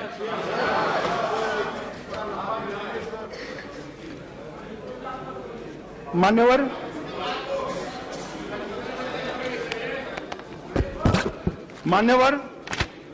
3 करोड़ युवा और 2 करोड़ महिलाओं को नशा मुक्त अभियान में अलग अलग विभागों के, समाज कल्याण विभाग, महिला और बाल कल्याण विभाग, शिक्षा विभाग, गृह मंत्रालय, वित्त मंत्रालय, सब ने इकट्ठा होकर साथ में जुड़ा है, और लगभग 9.5 करोड़ लोग तक नशा मुक्त भारत अभियान की शपथ और टोल फ्री नंबर पर मिस कॉल करने की पहुंच बढ़ी है। मान्यवर, ये हमारे प्रयासों को दर्शाता है। इसलिए मैं कहता हूं कि भले आपको विश्वास हो, देश की जनता को विश्वास है। मान्यवर, इस देश की आंतरिक सलामती की दृष्टि से 3 बड़े हॉटस्पॉट माने जाते थे। एक कश्मीर, एक वामपंथी उग्रवाद का क्षेत्र, और तीसरा नॉर्थ ईस्ट। और सालों तक कांग्रेस की सरकार रही, ये चलता रहा। आज मैं स्पष्ट रूप से सदन में कहना चाहता हूं कि कश्मीर की समस्या वोट बैंक की राजनीति और समस्या से आंख मूंदना था। कश्मीर की समस्या सरकारों का ढूलमूल रवैया था। कश्मीर के अंदर 2014 से हमारी नीतियों में परिवर्तन आया। मैं फिर से एक बार कहना आऊंगा, मान्यवर, मैं फिर से एक बार कहना चाहता हूं, 14 से 19 तक राजनाथ सिंह जी ने, और उसके बाद मैं गृह मंत्री बना हूं, मोदी जी के नेतृत्व में सातत्यपूर्ण तरीके से कश्मीर को आतंकवाद से मुक्त करने के लिए हमने काम किया। 40,000 लोग मारे गए कश्मीर में। मान्यवर,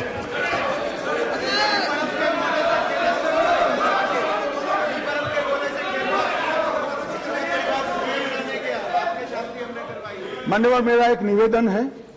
मैं मानता हूं कि पार्लियामेंट्री अफेयर्स मंत्री मेरे निवेदन का विरोध नहीं करेंगे।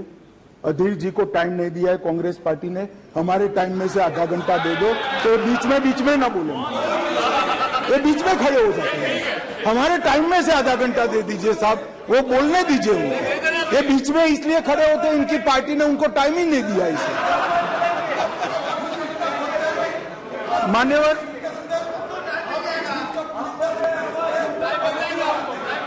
नहीं,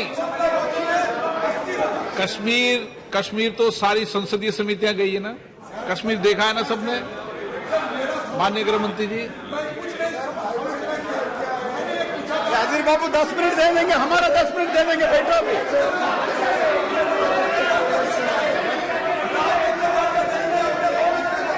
चलिए बेटे, आप क्यों खड़े हो, बेटे? हाँ, मान्यवर, कश्मीर के अंदर परिवर्तन लाने वाला युगांतकारी निर्णय इस देश के सम्माननीय प्रधानमंत्री नरेंद्र मोदी ने किया। जवाहरलाल नेहरू सरकार की एक भूल थी। धारा 370 5 अगस्त 2019 और 6 अगस्त को इस महान सदन ने धारा 370 को समाप्त कर। इसके साथ ही कश्मीर के अंदर से 2 झंडे चले गए, 2 संविधान खत्म हो गए और संपूर्ण रूप से कश्मीर का भारत के साथ जुड़ाव करने का काम इस देश के प्रधानमंत्री नरेंद्र मोदी। मान्यवर, इन्होंने, मैं अभी भी एक इनके ही प्रेरित एनजीओ की एक मीटिंग अभी हुई, रिपोर्ट मैंने देखी। क्या रिपोर्ट कहती है? हुर्रियत से चर्चा करो, जमीयत से चर्चा करो, पाकिस्तान से चर्चा करो। हम ना हुर्रियत से चर्चा करेंगे, ना जमीयत से करेंगे, ना पाकिस्तान से चर्चा करेंगे। अगर मान्यवर, अगर हम चर्चा करेंगे तो घाटी के युवाओं से चर्चा करेंगे, वो हमारे अपने हैं, हम उनके साथ चर्चा करेंगे। मान्यवर, हुर्रियत पर हमने पाबंदी कर दी, जमायत इस्लामी पर कश्मीर में पाबंदी कर दी, आतंकवादियों के समर्थन को चुन चुनकर नौकरियों से हटाया। अब किसी भी आतंकवादी की मृत्यु का जनाजा नहीं निकलता है, क्योंकि जो जहां मारा जाता है वही दफन किया जाता है। मान्यवर, लखनपुर टोल टैक्स जो हम जैसे कार्यकर्ताओं को, भारतीय जनता पार्टी के करोड़ों कार्यकर्ताओं को सूल की तरह हृदय में चुभता था, वहीं श्यामा प्रसाद मुखर्जी को जहां अरेस्ट किया था, वो लखनपुर टोल टैक्स को समाप्त कर दिया। मान्यवर, राज्य की अर्थव्यवस्था को एकीकृत किया, 2 दरबार की परंपरा समाप्त कर दी गई और 200 करोड़ रुपए को बचाने का काम इन नरेंद्र मोदी सरकार ने। मान्यवर, वहां दलितों को रिजर्वेशन नहीं था, आदिवासियों को नहीं था, पिछड़ों को नहीं था। ये सारा रिजर्वेशन देने का काम नरेंद्र मोदी सरकार। मान्यवर, वहां पर महिला आयोग नहीं था, बाल आयोग नहीं था, वहां पर दलित आयोग भी नहीं था।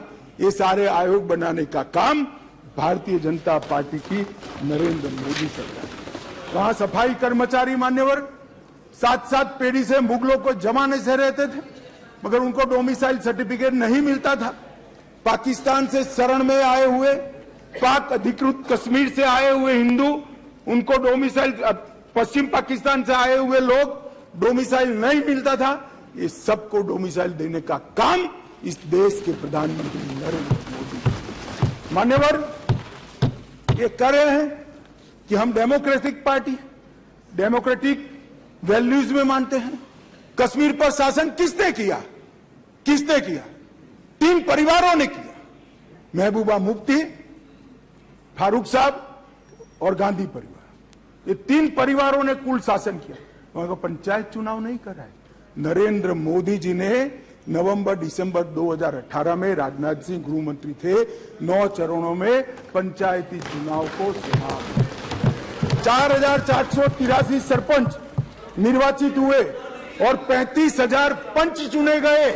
आज 40,000 लोग डेमोक्रेसी की सांस भर रहे हैं, जमहूरियत का फायदा उठा रहे हैं। स्टोल पेंटिंग का मैं आप सबको कहता हूं, पथराव की घटना टीवी पर दिखाई पड़ती है भैया? कहीं नहीं दिखाई पड़ती, क्योंकि पथराव बंद हो चुका। माननीय अध्यक्ष जी, जम्मू कश्मीर पुलिस, प्लीज, मान्यवर, जम्मू कश्मीर पुलिस 90 के दशक के पहली बार आज एक्टिव होकर आतंकवाद का सामना कर रही है। जम्मू में नई हाई सिक्योरिटी जेल बनाई, मंदिरों को प्रोटेक्शन दिया है, हिंदू संपत्ति वापस देने का कानून लाए हैं, टूरिज्म का विकास हुआ है। और सुन लीजिए, अधीर रंजन जी अविश्वास लेकर आ गए हैं। 2022 में 1 करोड़ 80 लाख टूरिस्ट जम्मू कश्मीर गए हैं एक साल। 1 करोड़ 80 लाख। मान्यवर,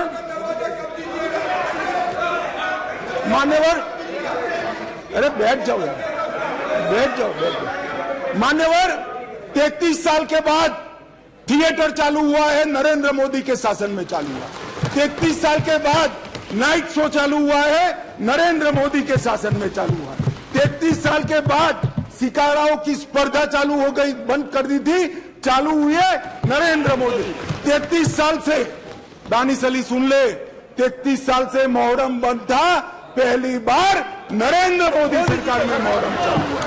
मान्यवर, हम होम स्टे नीति लेकर आए, टूरिज्म बढ़ाने के लिए फिल्म निर्माण की नीति लेकर आए, हाउस बोट की नीति लेकर आए, इंडस्ट्रियल पॉलिसी लेकर आए और आज रोजगारी बढ़ रही है। 20,000 लोगों को नौकरी देने का काम भारतीय जनता पार्टी का है। मूलभूत ढांचे का विकास हो रहा है। 5,000 मेगावाट, 3,000 मेगावाट, 624 मेगावाट और 540 मेगावाट की जल विद्युत की योजनाएं वहां शुरू कर दी गई है।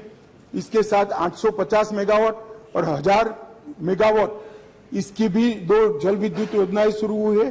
सिंचाई योजना, शाहपुर कंडी बांध योजना जो 50 साल पहले शुरू हुई थी, मोदी जी के शासन में चालू हुई थी, मोदी जी के शासन में पूरी होगी। 62 करोड़ की मुख्य रवि नहर 90% काम पूरा कर दिया गया है।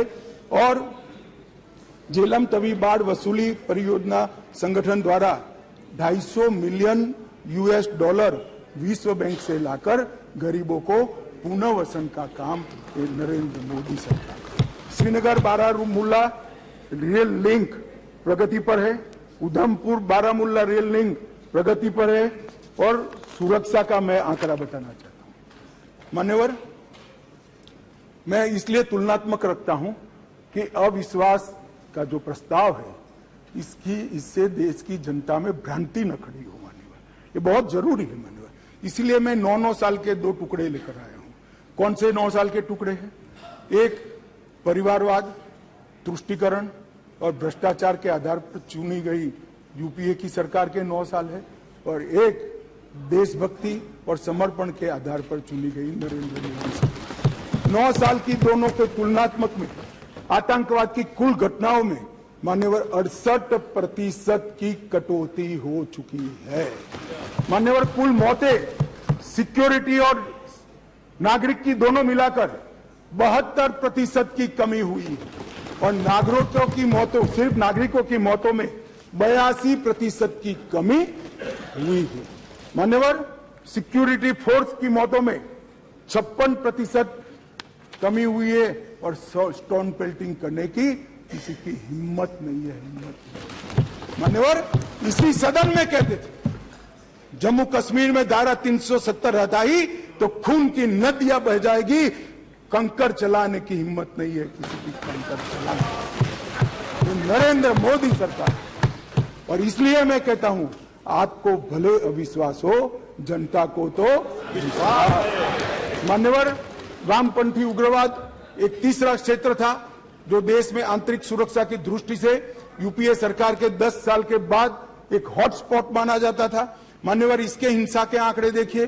2005 से 14 के और 14 से 22 के हिंसा टोटल 14,000 घटनाएं हुई थी, अब 6,900 ही, 52% की कमी। मृत्यु 5,790 थी, अब 1,811 हुई, 69% की कमी। हिंसाग्रस्त जिले 96 थे, 96। इसके बाद में 22 नए बने, तो एक दृष्टि से 96 प्लस 22 हुए, कितने होते हैं? 96 और 20 मतलब 118 हुए। अब 118 से घटकर 45 जिले बच गए हैं। नक्सलवाद, वामपंथी उग्रवाद सिमट कर रह गया है। और हिंसाग्रस्त पुलिस स्टेशन 465 थे, 80 नए बनने के बाद 465 प्लस 80 लगभग 550 हुए। और उसमें से अब 176 बचे हैं, 62% की कमी। मान्यवर, वामपंथी उग्रवाद पर हमने नकेल कसी। 2014 से सातत्यपूर्ण तरीके से वामपंथी उग्रवाद के खिलाफ जीरो टॉलरेंस की नीति लेकर नरेंद्र मोदी जी, मान्यवर राजनाथ जी गृह मंत्री थे तभी एक योजना बन गई, विकास की योजना पहले बनाई। और वामपंथी उग्रवाद क्षेत्र के विकास गृह मंत्रालय के तहत आती है। हर गांव के अंदर बिजली पहुंचाना, रोड पहुंचाना, स्कूल पहुंचाना, सस्ते अनाज की दुकान पहुंचाना, दवाइयों की दुकान पहुंचाना, स्किल डेवलपमेंट के प्रोग्राम पहुंचाना, ये काम होते गए। अंत में हमने पहले विकास पहुंचा और फिर 195 नए सुरक्षा वैक्यूम भरने के लिए सीएपीएफ के कैंप खोलने का काम नरेंद्र मोदी सरकार ने किया। एनआईए और ईडी को जोड़ा गया, इनके फाइनेंस की कमर तोड़ी गई, एनआईए में एक अलग वर्टिकल वामपंथी उग्रवाद और उसके केसों की जांच के लिए बनाया गया, एक बड़ा डेटा सेंटर बनाया गया। सारे वामपंथी उग्रवादी एफआईआर का कंप्यूटराइजेशन कर आर्टिफिशियल इंटेलिजेंस से इसका एनालिसिस किया जा रहा है और छत्तीसगढ़िया बटालियन, बस्तरिया बटालियन भी बनाई गई। मान्यवर, आज मैं कह सकता हूं इस सदन के अंदर जिम्मेदारी के साथ, वामपंथी उग्रवाद आया तब वो स्वप्न देखते थे काठमांडू से तिरुपति का, आज 3 जिलों में सिमट कर रह गए। मान्यवर, उनका दायरा क्या था? झारखंड, बिहार, उड़ीसा, एमपी, महाराष्ट्र, आंध्र, तेलंगाना और छत्तीसगढ़। आज क्या बच गया है? झारखंड मुक्त, बिहार मुक्त, उड़ीसा मुक्त, एमपी मुक्त, महाराष्ट्र मुक्त, आंध्र मुक्त, तेलंगाना मुक्त, केवल और केवल छत्तीसगढ़ के 3 जिले बचे हैं। मान्यवर, ये अविश्वास प्रस्ताव गिरने वाला है, जनता फिर से मोदी जी को चुनने वाली है और अगले टर्म में ये 3 जिले भी निश्चित रूप से समाप्त होंगे। मान्यवर, वामपंथी उग्रवाद को, मान्यवर, वामपंथी उग्रवाद पर जबरदस्त नकेल कसने का काम नरेंद्र मोदी सरकार कर रही है। इसलिए मैं कहता हूं, आपको भले अविश्वास हो, देश की जनता को विश्वास है। मान्यवर, अब मैं पूर्वोत्तर की बात करना चाहता हूं। नॉर्थ ईस्ट भी तीसरा हॉटस्पॉट माना जाता था। मान्यवर, हिंसक घटनाएं सेम कालखंड की मैं लेकर आया हूं, फिर से इन लोगों को ऐसा न हो, इसलिए हिंसक घटनाएं 10,000 होती थी, इसकी जगह 3,238 हुई, 68% की कमी। हताहत सुरक्षा बल 397, अब 128, 68% की कमी। मृत्यु नागरिक 2,298, अब 420, 82% की कमी। हर हेड में हिंसा नॉर्थ ईस्ट के अंदर कम हुई। और इसके पहले मान्यवर किसकी सरकार थी? 10 साल तक नॉर्थ ईस्ट के सारे राज्य और यहां पर ये यूपीए की सरकार थी मान्यवर, मगर कुछ नहीं होता था। निवेदन करना, पॉलिटिक्स करना और अंदर अंदर झगड़ा लगाना, यही काम था। नरेंद्र मोदी जी ने नॉर्थ ईस्ट को मन के साथ भारत के साथ जोड़ने का काम किया। हमारे कई डेवलपमेंट के पंडित कहते हैं मोदी जी ने नॉर्थ ईस्ट को मैं बताता हूं भैया, ये भी बताता हूं। मान्यवर, कई विकास के पंडित कहते हैं नॉर्थ ईस्ट में एयरपोर्ट पहुंच गया, दूरी कम हो गई। कई विकास के पंडित कहते हैं 8 राज्यों में रेल पहुंच गई, दूरी कम हो गई। कई विकास के पंडित कहते हैं इतने 1000 किलोमीटर रोड बन गया, दूरी कम हुई।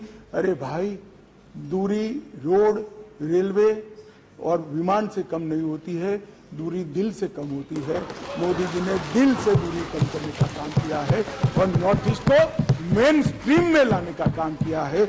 आज मैं कहता हूं, ऐसे भी प्रधानमंत्री है, मोदी जी को 9 साल हुए हैं, 15 साल और 18 साल प्रधानमंत्री रहे हुए लोग हैं इस देश में जिन पर इनको नाज है और हम पर अविश्वास है, मगर वो कभी 50 बार नहीं गए। मोदी जी 9 साल में 50 से ज्यादा बार नॉर्थ ईस्ट के अंदर।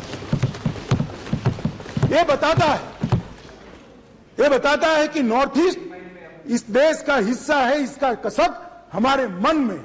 उत्तर प्रदेश से बड़ा भूभाग किस तरह से छोड़ दिया था, आगजनी, टेररिस्ट, नस्ली हिंसाएं, और आप हमारा हिसाब मांगते हो। बोलो मणिपुर में बताता हूं, मैं फिर बोलूंगा मणिपुर। मान्यवर, इन लोगों ने नॉर्थ ईस्ट के लिए कुछ नहीं किया, ना विकास किया है ना कुछ किया है। मैं आपको बताता हूं, अटल जी नेसेक स्थापना कर गए थे, इसरो जैसी एक संस्था बनाई, पदेन मैं इसका अध्यक्ष होता हूं। मोदी जी ने नेसेक को एक्टिवेट करा, पूरा नॉर्थ ईस्ट का स्टडी किया है। ब्रह्मपुत्र के पूर्व को बड़े बड़े मैदानों में तालाब बनाकर इसके अंदर डाइवर्ट कर सिंचाई भी होगी, बाढ़ का रास्ता भी होगा और पर्यटन भी होगा।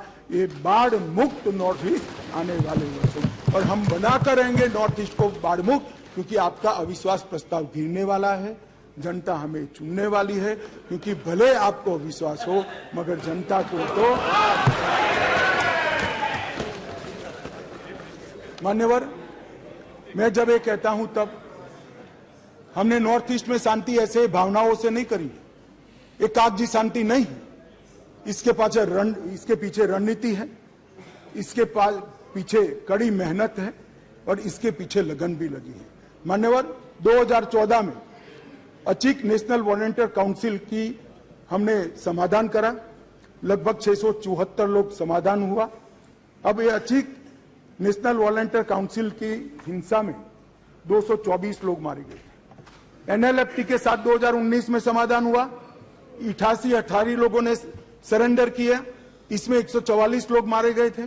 बोडोलैंड के national democratic front of Bodoland के साथ समाधान हुआ 2020 में, एनएलएफटी के साथ 19 में हुआ, 2020 में बोडोलैंड के साथ national democratic front of Bodoland के साथ हुआ। 1630 लोग सरेंडर किए, 4300 लोग बोडोलैंड की हिंसा में मारे गए थे। मान्यवर, 4362 लोग, और इन्होंने हथियार डाले। कार्बी समूह 197 लोग मारे गए थे, 1000 उग्रवादियों ने समर्थन किया। असम आदिवासी सशस्त्र समूह 1182 लोगों ने सरेंडर किया, 329 लोग मारे गए थे। और दिमासा नेशनल लिबरल आर्मी 168 लोगों ने सरेंडर किया, जिसमें 25 लोग मारे गए थे। मान्यवर, कुल 8000 सशस्त्र उग्रवादियों ने सरेंडर नरेंद्र मोदी जी के 9 साल में किया।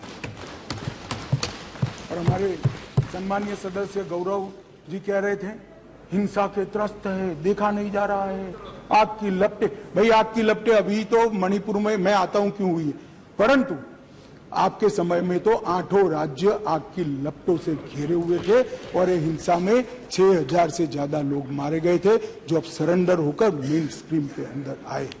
मान्य अध्यक्ष जी, मैं इसलिए आपको ये कहना चाहता हूं कि पूर्वोत्तर के अंदर हमने हिंसक घटनाओं में 68%, सुरक्षा बलों की हत्याओं में 68% और हताहत नागरिक में 82% कमी करी है।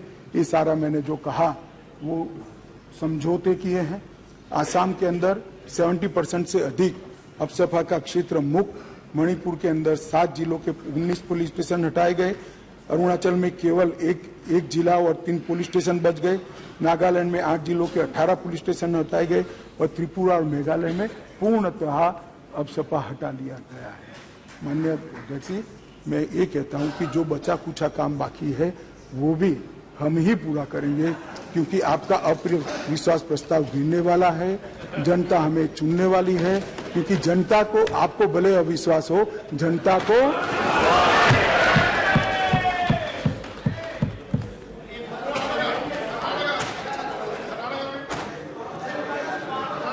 मान्यवर, अब मैं मणिपुर की बात करना चाहता हूं।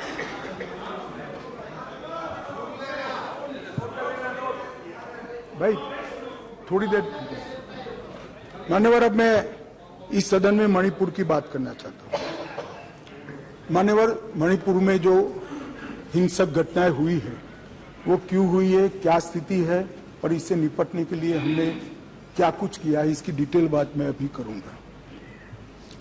परंतु मैं विपक्ष की इस बात से सहमत हूं कि वहां पर हिंसा का तांडव हुआ है और इस हिंसा के तांडव से कोई सहमत नहीं हो सकता। मान्यवर, हम भी सहमत नहीं हैं, उनसे ज्यादा दुख हमें है मान्यवर, परंतु ये परिस्थिति जन्य है। मैं बताना चाहता हूं, इसी घटनाओं का कोई समर्थन नहीं कर सकता। समाज के नाते हमें शर्म आई, इस प्रकार की घटनाएं वहां हुई है, इससे कोई इनकार नहीं। परंतु ये जो घटना हुई है वो शर्मनाक है, उस घटना पर राजनीति करना इससे भी ज्यादा शर्मनाक है। मान्यवर,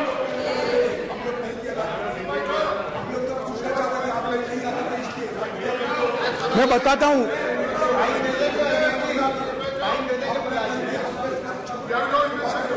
ओके प्लीज। ये गलती आपकी है यार, आपके टाइम में बोलना पड़ेगा, मेरे टाइम में साले प्लीज प्लीज, गलती आपकी है। हम तो सवाल पूछने वाला है और आप हमारे ऊपर दोबारा इल्जाम थोपने की कोशिश कर रहे हैं। सियासत तो आप कर रहे हैं, हम कहां सियासत किए? प्रधानमंत्री गए नहीं, प्रधानमंत्री जी की उपस्थिति।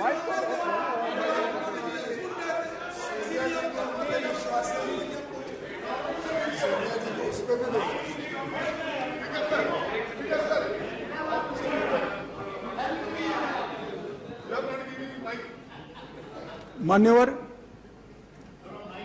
एक भ्रांति देश भर की जनता के सामने फैलाई गई है कि यह सरकार मणिपुर पर चर्चा के लिए तैयार नहीं है। मैं आज भरे सदन के अंदर आपके माध्यम से सदन को बताना चाहता हूं कि सदन आहूत भी नहीं हुआ था। मैंने पत्र लिखकर अध्यक्ष जी से मांग की थी कि मैं चर्चा के लिए तैयार हूं, इसमें समय मर्यादा मत बढ़ाइए। प्लीज बैठो बैठो बैठो प्लीज प्लीज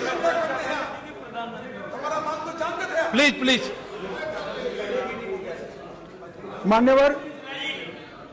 मान्यवर, मैं डे वन से चर्चा के लिए तैयार था, मगर वो चर्चा नहीं चाहते, उनको विरोध करना था। और मैं कहना चाहता हूं, मेरी चर्चा से संतुष्ट न होते तो फिर कहते प्रधानमंत्री करे, प्रधानमंत्री विचार भी करते, मगर आप सदन में चर्चा ही न होने दो। मणिपुर जैसे महत्वपूर्ण मुद्दे पर गृह मंत्री को अपना पक्ष न रखने दे। किस प्रकार की डेमोक्रेटिक व्यवस्था चाहते हैं माननीय? और क्या आप सोचते हो कि शोर शराबा कर आप मुझे चुप कर दोगे?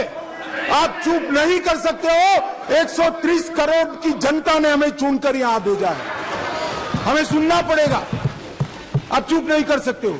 मान्यवर, मैं आज बताना चाहता हूं और बड़ी संवेदना के साथ आपके माध्यम से इस देश के 130 करोड़ लोगों के सामने मणिपुर की हालिया हिंसा क्यों हुई है और क्या चल रहा है और सरकार ने क्या उपाय किए, ये भी बताना चाहता हूं। मान्यवर, मैं पास्ट में मणिपुर में क्या हुआ ये भी बताऊंगा। अब मैं जब बताऊंगा तब ये कहेंगे कि पुरानी बातों को हमें सुनाने के लिए कह रहे हो।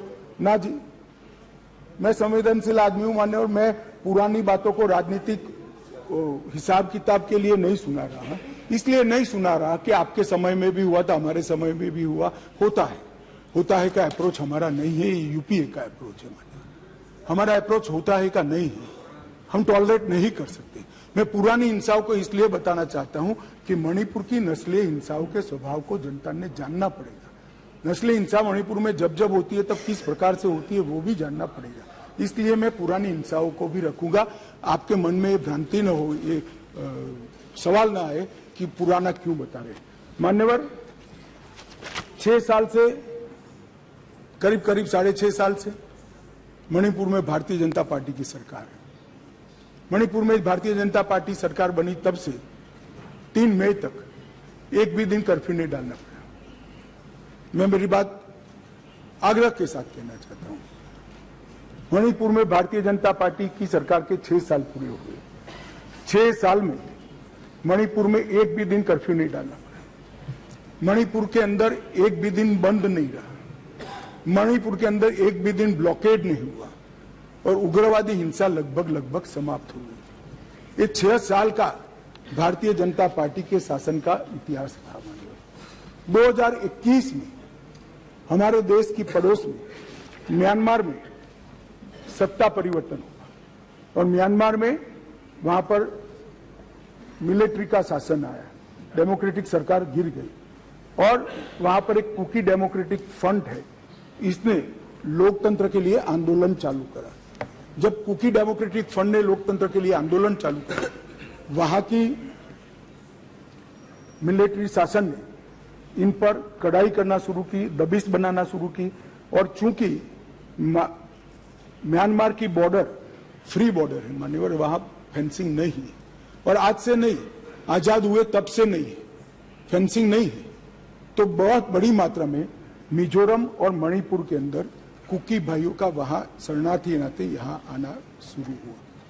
मैं इसलिए कहना चाहता हूं मान्यवर, क्योंकि उनका झगड़ा मणिपुर की मिलिट्री से था और दबिश शुरू हुई इसलिए आया। अरे म्यांमार की मिलिट्री से था और दबिश शुरू हुई इसलिए वो यहां पर आए। मान्यवर, हजारों की संख्या में कुकीज आदिवासी भाई यहां आना शुरू हो गए और परिवार बसने लगे। कहां बसेंगे? तो जंगल में बसने लगे और एक प्रकार से मणिपुर के बाकी हिस्सों में एक असुरक्षा की भावना हुई कि हमारी जनसांख्यिकी बदल जाएगी। हमने उसको देखा। उसी वक्त मान्यवर हमने गृह मंत्रालय में 2022 में निर्णय किया कि अब ये बॉर्डर को खुला नहीं कर सकते, बॉर्डर बनानी पड़ेगी, फेंसिंग करनी पड़ेगी। हमने 10 किलोमीटर फेंसिंग पूरी कर दी है, 60 किलोमीटर का काम चालू है और 600 किलोमीटर का सर्वे चालू है। आपने 2014 तक कभी फेंसिंग नहीं की, हमने दूरंदेशी से 23 में दंगे हुए, 21 में ही फेंसिंग का काम शुरू कर दिया था। 10 किलोमीटर ट्रायल फेंसिंग बन चुकी है, 60 किलोमीटर का काम चालू है और 600 किलोमीटर का सर्वे बाकी, जिससे ये घुसपैठ को रोका जा सके। फिर एक अनरेस्ट खड़ा होने लगा, क्योंकि वहां जनसांख्यिकी बहुत निर्णायक होती है मान्यवर। घाटी में कुकी भाई रहते हैं, पहाड़ पर ट्राइबल भाई रहते हैं, तो उनके घाटी में मतई रहते हैं और पहाड़ पर कुकी और नागा ट्राइबल भाई रहते हैं। तो एक जनसांख्यिकी के बदलाव का बड़ा दबाव रहता है कि हमारी संख्या, हम अल्पमत में आ जाएंगे। तो इसके लिए हमने लगभग जनवरी महीने से हमने वहां पर जितने भी शरणार्थी आए थे उनको एक परिचय पत्रक देने की शुरुआत की। उनका थंब इंप्रेशन लिया, आई इंप्रेशन लिया और थंब इंप्रेशन और आई इंप्रेशन को वोटर लिस्ट और आधार कार्ड के नेगेटिव लिस्ट में डालने का काम किया। ऐसा नहीं है मान्यवर कि यहाँ गृह मंत्रालय के कंट्रोल रूम में कोई आंख मूंद कर हुआ।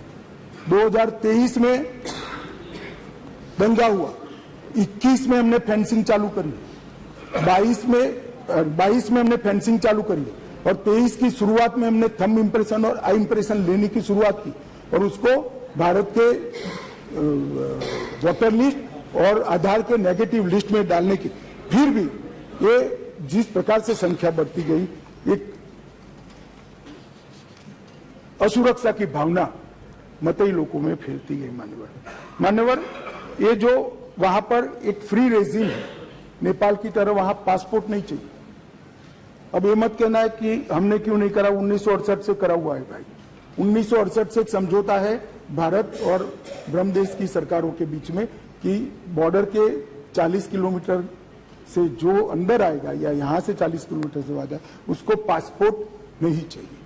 ये समझौता है, किसी को रोकना भी असंभव था। और इतने हजारों किलोमीटर की बॉर्डर में बाढ़ भी नहीं लगी थी, फेंसिंग भी नहीं थी, तो संख्या बढ़ती गई और असुरक्षा बढ़ती गई। इतने में एक अफवाह फैल गई 29 तारीख अप्रैल को कि 58 ये वसाहतें जो थी शरणार्थियों की, उसको गांव घोषित कर दिया गया। अब गांव घोषित करने की अफवाह से ही घाटी में बहुत बड़ा अनरेस्ट शुरू हुआ मान्यवर, और वो अनरेस्ट को भी हमने माइक वाली जीपे चलाई, बताया गया कि भाई कोई गांव घोषित नहीं हुआ है। मगर अफवाहें जब फैलती है तब फैलती है अविश्वास का वातावरण।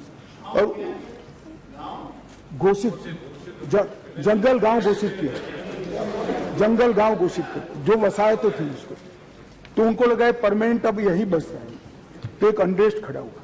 उसके बाद में आग में तेल डालने का काम हाईकोर्ट मणिपुर के अप्रैल महीने में आए हुए एक फैसले ने कहा, जिसने सालों से पड़ी हुई एक लंबित पिटीशन को अचानक चलाया।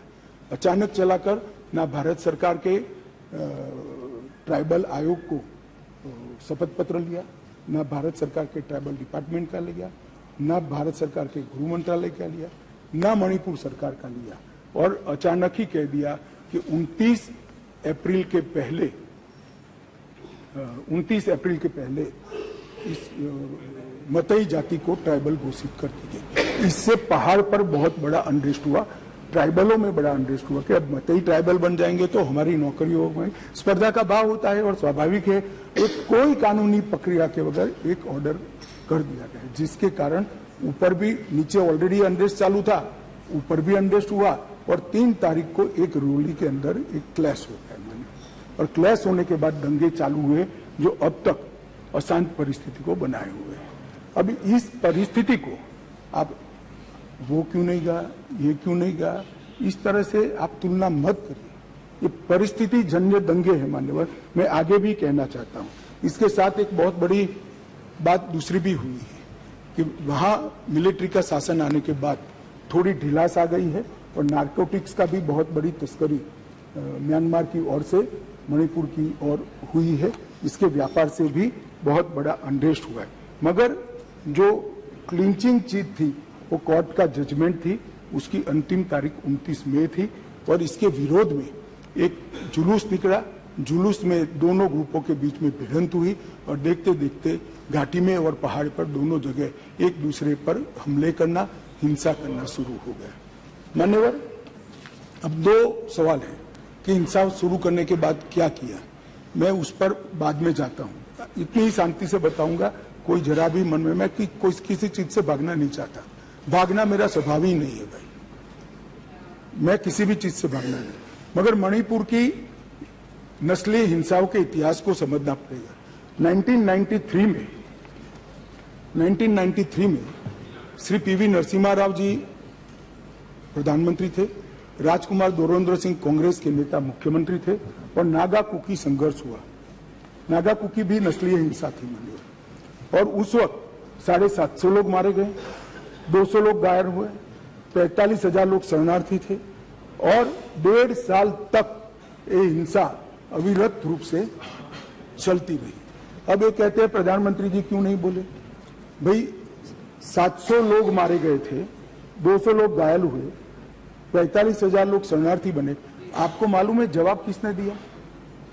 मान्यवर, इनको मालूम है जवाब किसने दिया? MOS राजेश पायलट। अरे मुझे नहीं बोलने देते। मान्यवर, इतनी जघन्य घटना हुई, भारत सरकार से किसी ने मुलाकात की क्या था? ट्राइबल मिनिस्टर गया? ना जी। समाज कल्याण विभाग के मंत्री गए? ना जी। होम मिनिस्टर का question does not arise. MOS गए? ना जी। और ये पूछते हैं हमें कि प्रधानमंत्री क्यों नहीं गए? अरे भाई, आप जरा देखिए कि नस्लीय हिंसाओं का इतिहास, मैं पूरा बताता हूं इतिहास, मुझे जल्दबाजी नहीं है, बड़ा महत्वपूर्ण मुद्दा है, मुझे पूरा बताना है इतिहास। संसद के अंदर विपक्ष बोलते बोलते थक गया, गृह मंत्री जवाब देने के लिए खड़े नहीं हुए, MOS ने जवाब दिया मान्यवर, और ये लोग प्रधानमंत्री जवाब दे वो मांग से पूरा पार्लियामेंट होल्ड करे हुए। मान्यवर, 1993 में दूसरी बार संघर्ष हुआ, मतई पंगल संघर्ष हुआ, 100 लोग मारे गए, वो भी 1 साल तक चला और राज्यसभा में गृह मंत्री ने जवाब दिया, बस, लोकसभा में नहीं। और ये कह रहे हैं प्रधानमंत्री जवाब दे। मुलाकात की किसी ने नहीं की, ना गृह मंत्री ने, ना MOS ने, किसी ने नहीं की। फिर इंदर कुमार गुजराल आए 97-98 में, कुकी पाइते संघर्ष हुआ, 350 लोग मारे गए, 1 साल तक संघर्ष चला, ये भी नस्लीय हिंसा है। मैं टेररिज्म की घटनाएं नहीं गिना रहा, नस्लीय हिंसा समझा रहा हूं। 1 साल तक चला, चर्चा ही नहीं हुई, स्टेटमेंट भी नहीं हुआ, सवाल भी सारे खारिज कर दिए गए, और ये कहते हैं प्रधानमंत्री जवाब दे। और मैं डे 1 से कह रहा हूं मान्यवर, मैं जवाब देने के लिए तैयार हूं, मेरी ड्यूटी है, मैं देश के प्रति जवाब दे हूं, संसद के प्रति जवाब दे हूं, विपक्ष के प्रति भी जवाब दे हूं, मैं आपको जवाब देने के लिए। मुझे बोलने नहीं देते हैं, ये किस प्रकार का लोकतंत्र है मान्यवर? तो अब तो बोलने ही दोगे, अब तो बोलने ही दोगे दादा। मैं पहले की बात कर रहा हूं, पहले की बात कर रहा हूं। और हमारे गोगाई जी कहते हैं मौन तोड़ने के लिए लाया गया। अरे भाई, मौन रखने वाले तो हार गए और वहां बैठ गए, हम तो बोलने वाले हैं, जवाब देने वाले हैं। हम मौन नहीं रखते, मौन आप रखते हैं। हमें कुछ नहीं छुपाना, हमारा कोई आदमी इसमें इन्वॉल्व नहीं है। मैं नाम बोलना नहीं चाहता, गृह मंत्रालय के रिकॉर्ड पर नेताओं के नाम है, सुनना है तो बता दूं, आप खड़े होकर कह दो बताओ तो मैं बता देता हूं, नाम सुनना है।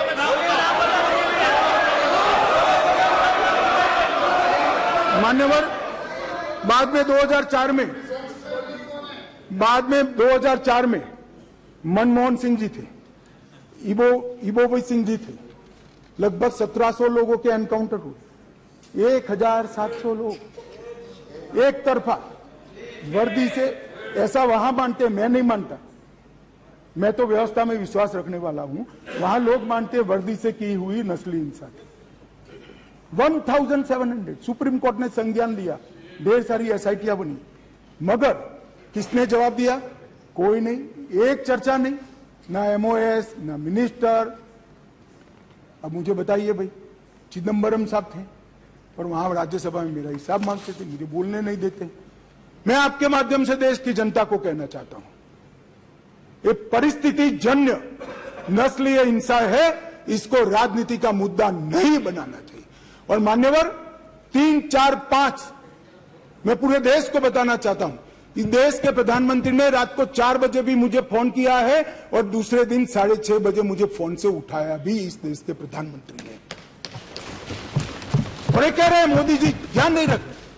मान्यवर 3 दिन तक लगातार हमने यहां से काम करने का काम किया, 16 वीडियो कॉन्फ्रेंस करी, 36,000 लोग सिक्योरिटी फोर्सेस सीएपीएफ के वहां पहुंचाए, वायुसेना के विमानों का उपयोग किया, चीफ सेक्रेटरी बदल दिया गया, डीजीपी बदल दिया गया, सुरक्षा एडवाइजर भेज दिया गया, चीफ सेक्रेटरी भारत सरकार ने भेजा, डीजीपी भारत सरकार ने भेजा, सुरक्षा एडवाइजर भारत सरकार। ये सब 4 तारीख की शाम को समाप्त हो गया था। 3 को हिंसा हुई, 4 तारीख को समाप्त हो गया था। और ये कहते हैं 356 क्यों ना लगाया? 356 तब लगती है जब हिंसा के समय राज्य सरकार कोऑपरेट न करे। हमने डीजीपी बदल दिया, उन्होंने भारत सरकार के डीजीपी को स्वीकार कर लिया। हमने चीफ सेक्रेटरी बदल दिया, उन्होंने भारत सरकार के चीफ सेक्रेटरी भेजे हुए चीफ सेक्रेटरी को। मैं यही कह रहा हूं, समझ न हो तो नहीं आएगी भी। सीएम तब बदलना पड़ता है जब कोऑपरेट न करे। ये सीएम कोऑपरेट कर रहा है, डीजीपी, सुरक्षा सलाहकार, ये सबको हमने बदला है। मान्यवर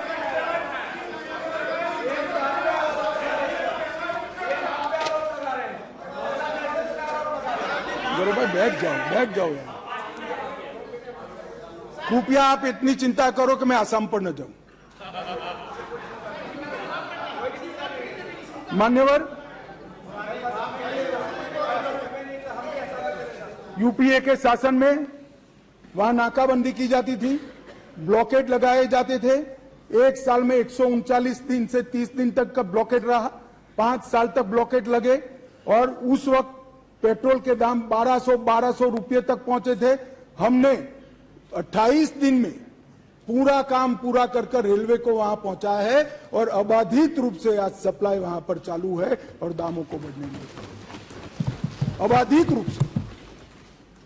और इतनी कठिन परिस्थिति थी कि कुकी एरिया में मतई ड्राइवर नहीं जा सकते थे, मतई एरिया में कुकी ड्राइवर नहीं जा सकते। हम आसाम से ट्रक भी लाए, ड्राइवर भी लाए, सेना को भी लगाए और जाकर दामों को हमने कंट्रोल करने का काम किया है। मान्यवर मैं हिंसा की भी आंकड़े देना चाहता हूं। मैं क्यों कह रहा हूं कि आप राजनीति कर रहे हो, मैं लॉजिक के साथ कह रहा हूं।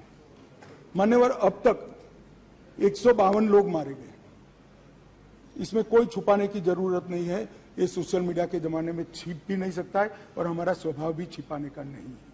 मान्यवर 152 लोग मारे गए, इसकी एनालिसिस क्या है?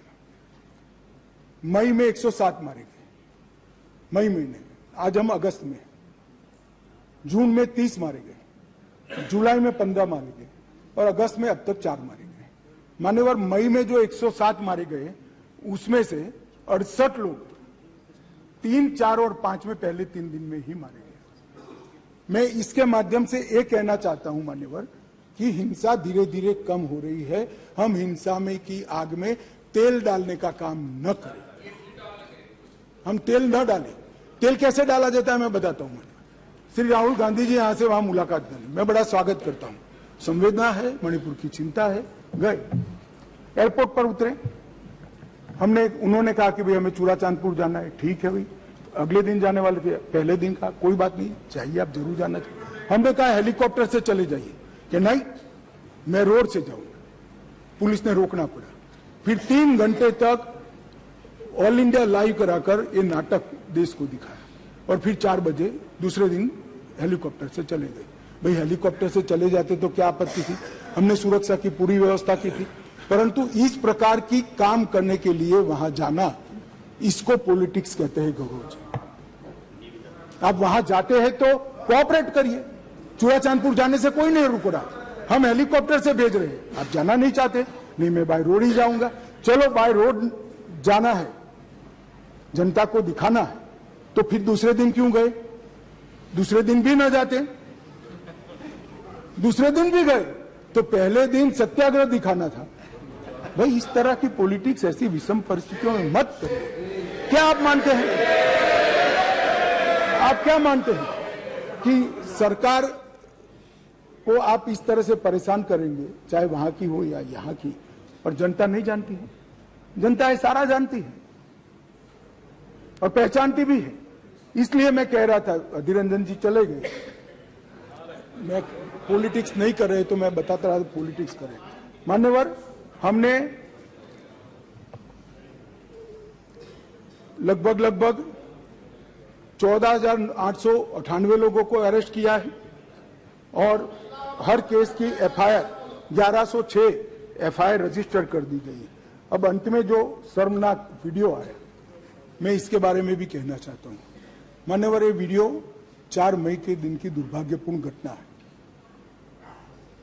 दुनिया में किसी भी जगह पर, किसी भी स्थान पर किसी महिला के साथ, किसी युवा महिला के साथ इस तरह की घटना समाज के नाम पर धब्बा है। मान्यवर, इसका कोई समर्थन नहीं कर सकता, ना ये सदन कर सकता है, ना कोई पॉलिटिकल पार्टी ना कर सकती है, यहाँ की ना वहां की। मेरे मन में एक छोटा सा सवाल मेरे मन में तो नहीं आया, कुछ मीडिया के मित्र जो ऊपर बैठे हैं उन्होंने डाल दिया।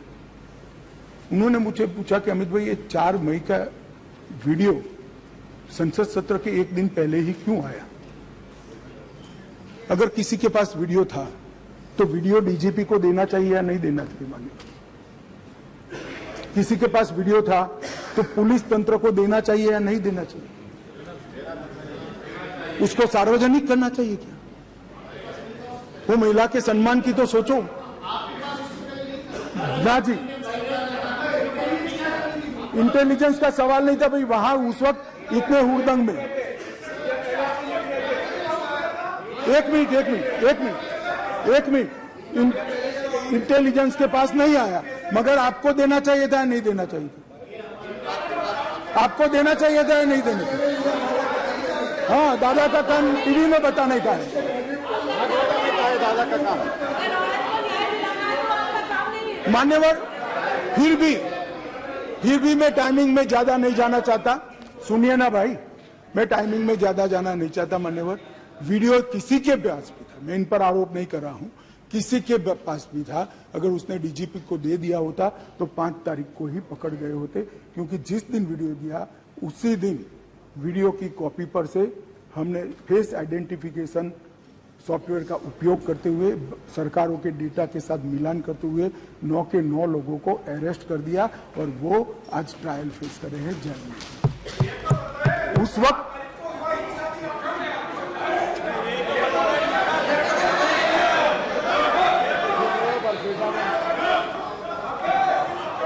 मान्यवर, मैं शांति के लिए किए गए प्रयासों को भी सदन के सदस्यों को बताना चाहता हूं।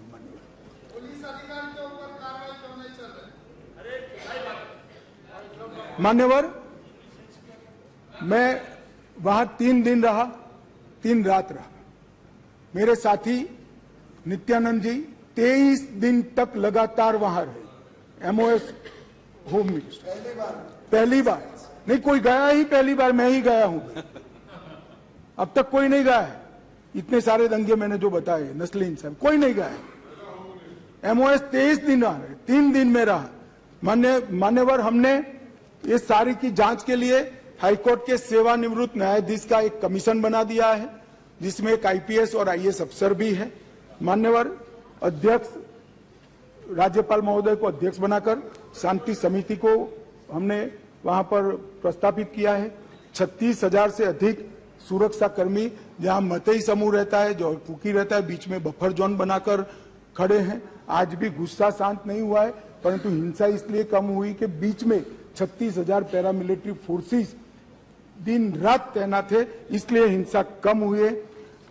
बेहतर इंटर एजेंसी समन्वय के लिए यूनिफाइड कमांड व्यवस्था, क्योंकि वहां बीएसएफ भी है, सीआरपीएफ भी है, असम राइफल भी है, सेना भी है, मणिपुर पुलिस भी है। 5 सुरक्षा एजेंसियों के बीच में बेहतर समन्वय के लिए यूनिफाइड कमांड व्यवस्था बना दी गई है और उसकी चेयरमैनशिप यहां से भेजे गए सुरक्षा सलाहकार के हाथ में है। इस घटनाक्रम के पीछे षड्यंत्र वाले जो 6 केस रजिस्टर किए, 6 के 6 केस पहले सीबीआई को दे दिए गए थे। सुप्रीम कोर्ट ने और 11 केस सीबीआई को दिया है। इसके लिए भी एसआईटी आज गठित हो गई है। मान्यवर, पीड़ित और पुनर्वसन पैकेज दिया गया है। सभी मृत्यु वालों को 10 लाख रुपया चुकाने का काम समाप्त हो चुका है। लगभग 30,000 मैट्रिक टन चावल रातों रात पीयूष भाई ने यहां से वहां भेजा है, जो भी बांट रहे हैं। किसी भी क्षेत्र में मेडिकल सुविधाओं का अभाव न हो, इसलिए भारत सरकार की 8 टीमें अलग अलग एम्स से वहां कैंप के अंदर कर दी गई है। कोर्ट में मुकदमों में किसी की एक्स पार्टी सुनवाई न हो, इसलिए चारों प्रभावित जिलों के डिस्ट्रिक्ट कलेक्टर के वहां वीडियो कॉन्फ्रेंस की सुविधा कर दी है, तो हाईकोर्ट में जाना नहीं पड़ता है। सबकी सुनवाई वहीं से हो रही है। बच्चों का ऑनलाइन एजुकेशन चालू हो गया है। घाटी में 98% स्कूलें खुल गई है। 80% उपस्थिति रहती है।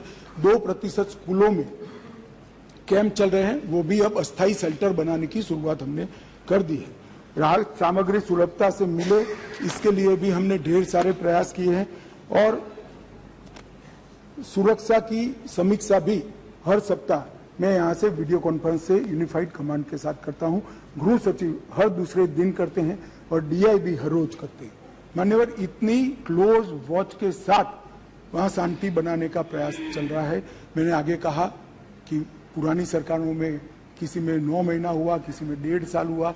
मैं इतना जरूर कहना चाहता हूं मान्यवर, कम से कम समय में ये हिंसा को शांत करने का काम हम कर पाएंगे, ऐसा मुझे भरोसा है। आज ये सदन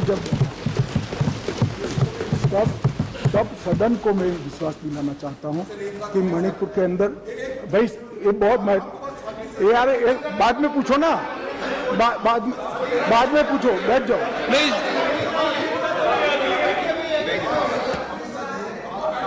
मान्यवर,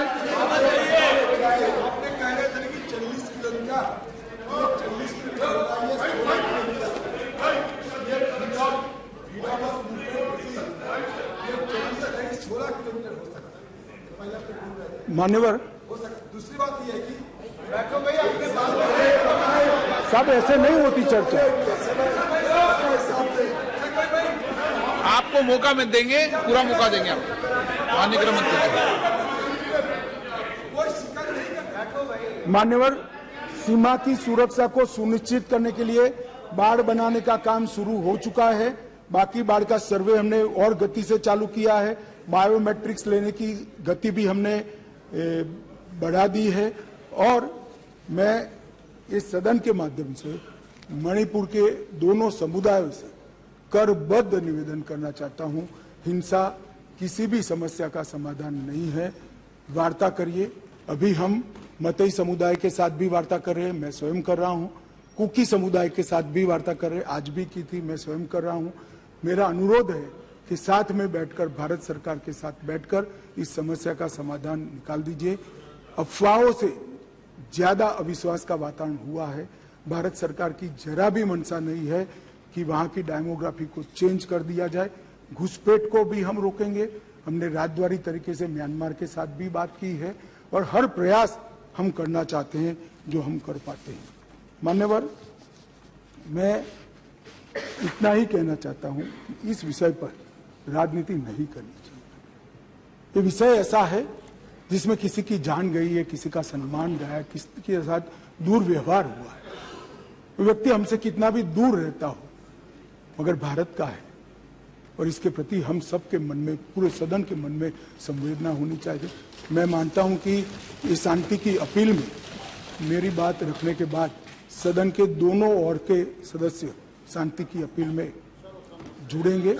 मैं बाकी सबका तो भरोसा नहीं दे सकता, मगर एनडीए के सारे सदस्य तो जुड़ेंगे, इसका मुझे भरोसा है। मान्यवर, अब मैं थोड़ा इन लोगों ने जो पॉलिटिकल बात करी है इसका भी जवाब देना चाहता हूं। जो अब तक चर्चा हुई इसमें पॉलिटिकल जो बातें हुई, गौरव गोगोई जी ने मणिपुर के नस्ले हिंसा, इसके ढेर सारे बात की, आंकड़े बताए। मैं आपके माध्यम से श्री गौरव गोगोई को कहना चाहता हूं और रिकॉर्ड के आधार पर कहना चाहता हूं, सबसे ज्यादा धार्मिक और नस्लीय दंगे किसी के शासन में हुए हैं तो श्री जवाहरलाल नेहरू, इंदिरा गांधी और राजीव गांधी के समय में हुए। अब मैं बताना चाहता हूं, अब मैं असम में 15 फरवरी से 27 मार्च 1983 750 लोग मारे गए। आंध्र प्रदेश 6 दिसंबर 1990 से 91 हैदराबाद 143 लोग मारे गए। उत्तर प्रदेश 13 अगस्त 1980 मुरादाबाद 2 ही दिन में 1000 लोग मारे गए। मान्यवर उत्तर प्रदेश 18 मई से जुलाई 23 1927 मेरठ 187 लोग मारे गए। उत्तर प्रदेश 7 से 31 दिसंबर अलीगढ़ 112 लोग मारे गए। मान्यवर गुजरात फरवरी 18 से जुलाई 31 1985 206 लोग मारे गए। झारखंड 183 लोग 67 में मारे गए। मान्यवर पश्चिम बंगाल 16 मार्च 1964 राउरकेला कलकत्ता 1000 से अधिक लोग मारे गए। बिहार जमशेदपुर 120 लोग मारे गए। मान्यवर मैं ये इसलिए बताता हूं, मैं ऐसा सुनो ना, मैं यही कहना चाहता हूं, सुनिए ना, मैं यही कहना चाहता हूं कि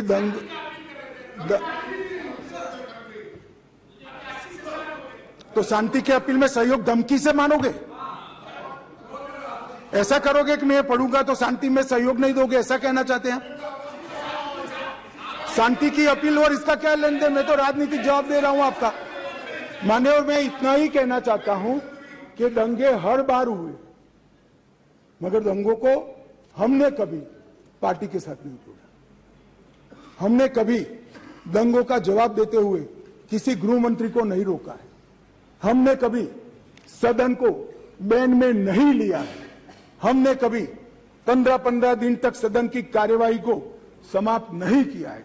हमने करा है तो विपक्ष में रहते हुए भी शांति की अपील का समर्थन किया है, शांति का समर्थन। माननीय अध्यक्ष जी, अभी गौरव गोगोई जी कह रहे थे कि संस्थाओं को टार्निश किया जा रहा है, इंस्टीट्यूशन तोड़े जा रहे हैं। मैं आपके माध्यम से उनको कहना चाहता हूं, इंदिरा गांधी जी प्रधानमंत्री थी, सुप्रीम कोर्ट के सबसे सीनियर जज हंसराज खन्ना को नहीं, सुप्रीम कोर्ट के 4 जजों को बाईपास कर श्री हंसराज खन्ना को जज बनाया गया और बाद में अपने मुकदमे में स्टे लिया गया।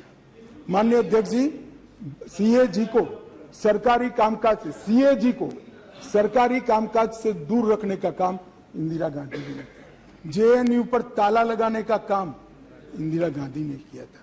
यूपीएससी जैसी स्वायत्त लोकतांत्रिक संस्था को, इसके अधिकारों को छीनने का काम इंदिरा गांधी जी ने कहा। भैया आपको इतिहास मालूम नहीं है?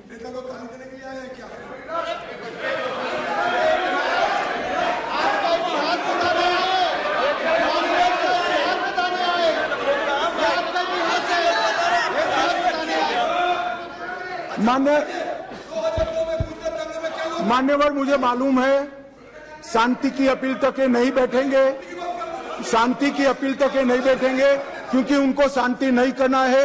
ये भी वॉकआउट कर जाएंगे, देखिए ये वॉकआउट कर जाएंगे। सुप्रिया सुले जी ने कहा कि हमने सरकार गिरा दी। सुप्रिया जी, सबसे पहली सरकार महाराष्ट्र में किसी ने गिराई तो श्रीमान शरद पवार जी ने गिराई थी और वसंत दादा पाटिल की सरकार गिराकर भारतीय जनसंघ का समर्थन लेकर वो मुख्यमंत्री बने। भारतीय जनसंघ का, भारतीय जनता पार्टी भी नहीं। मान्यवर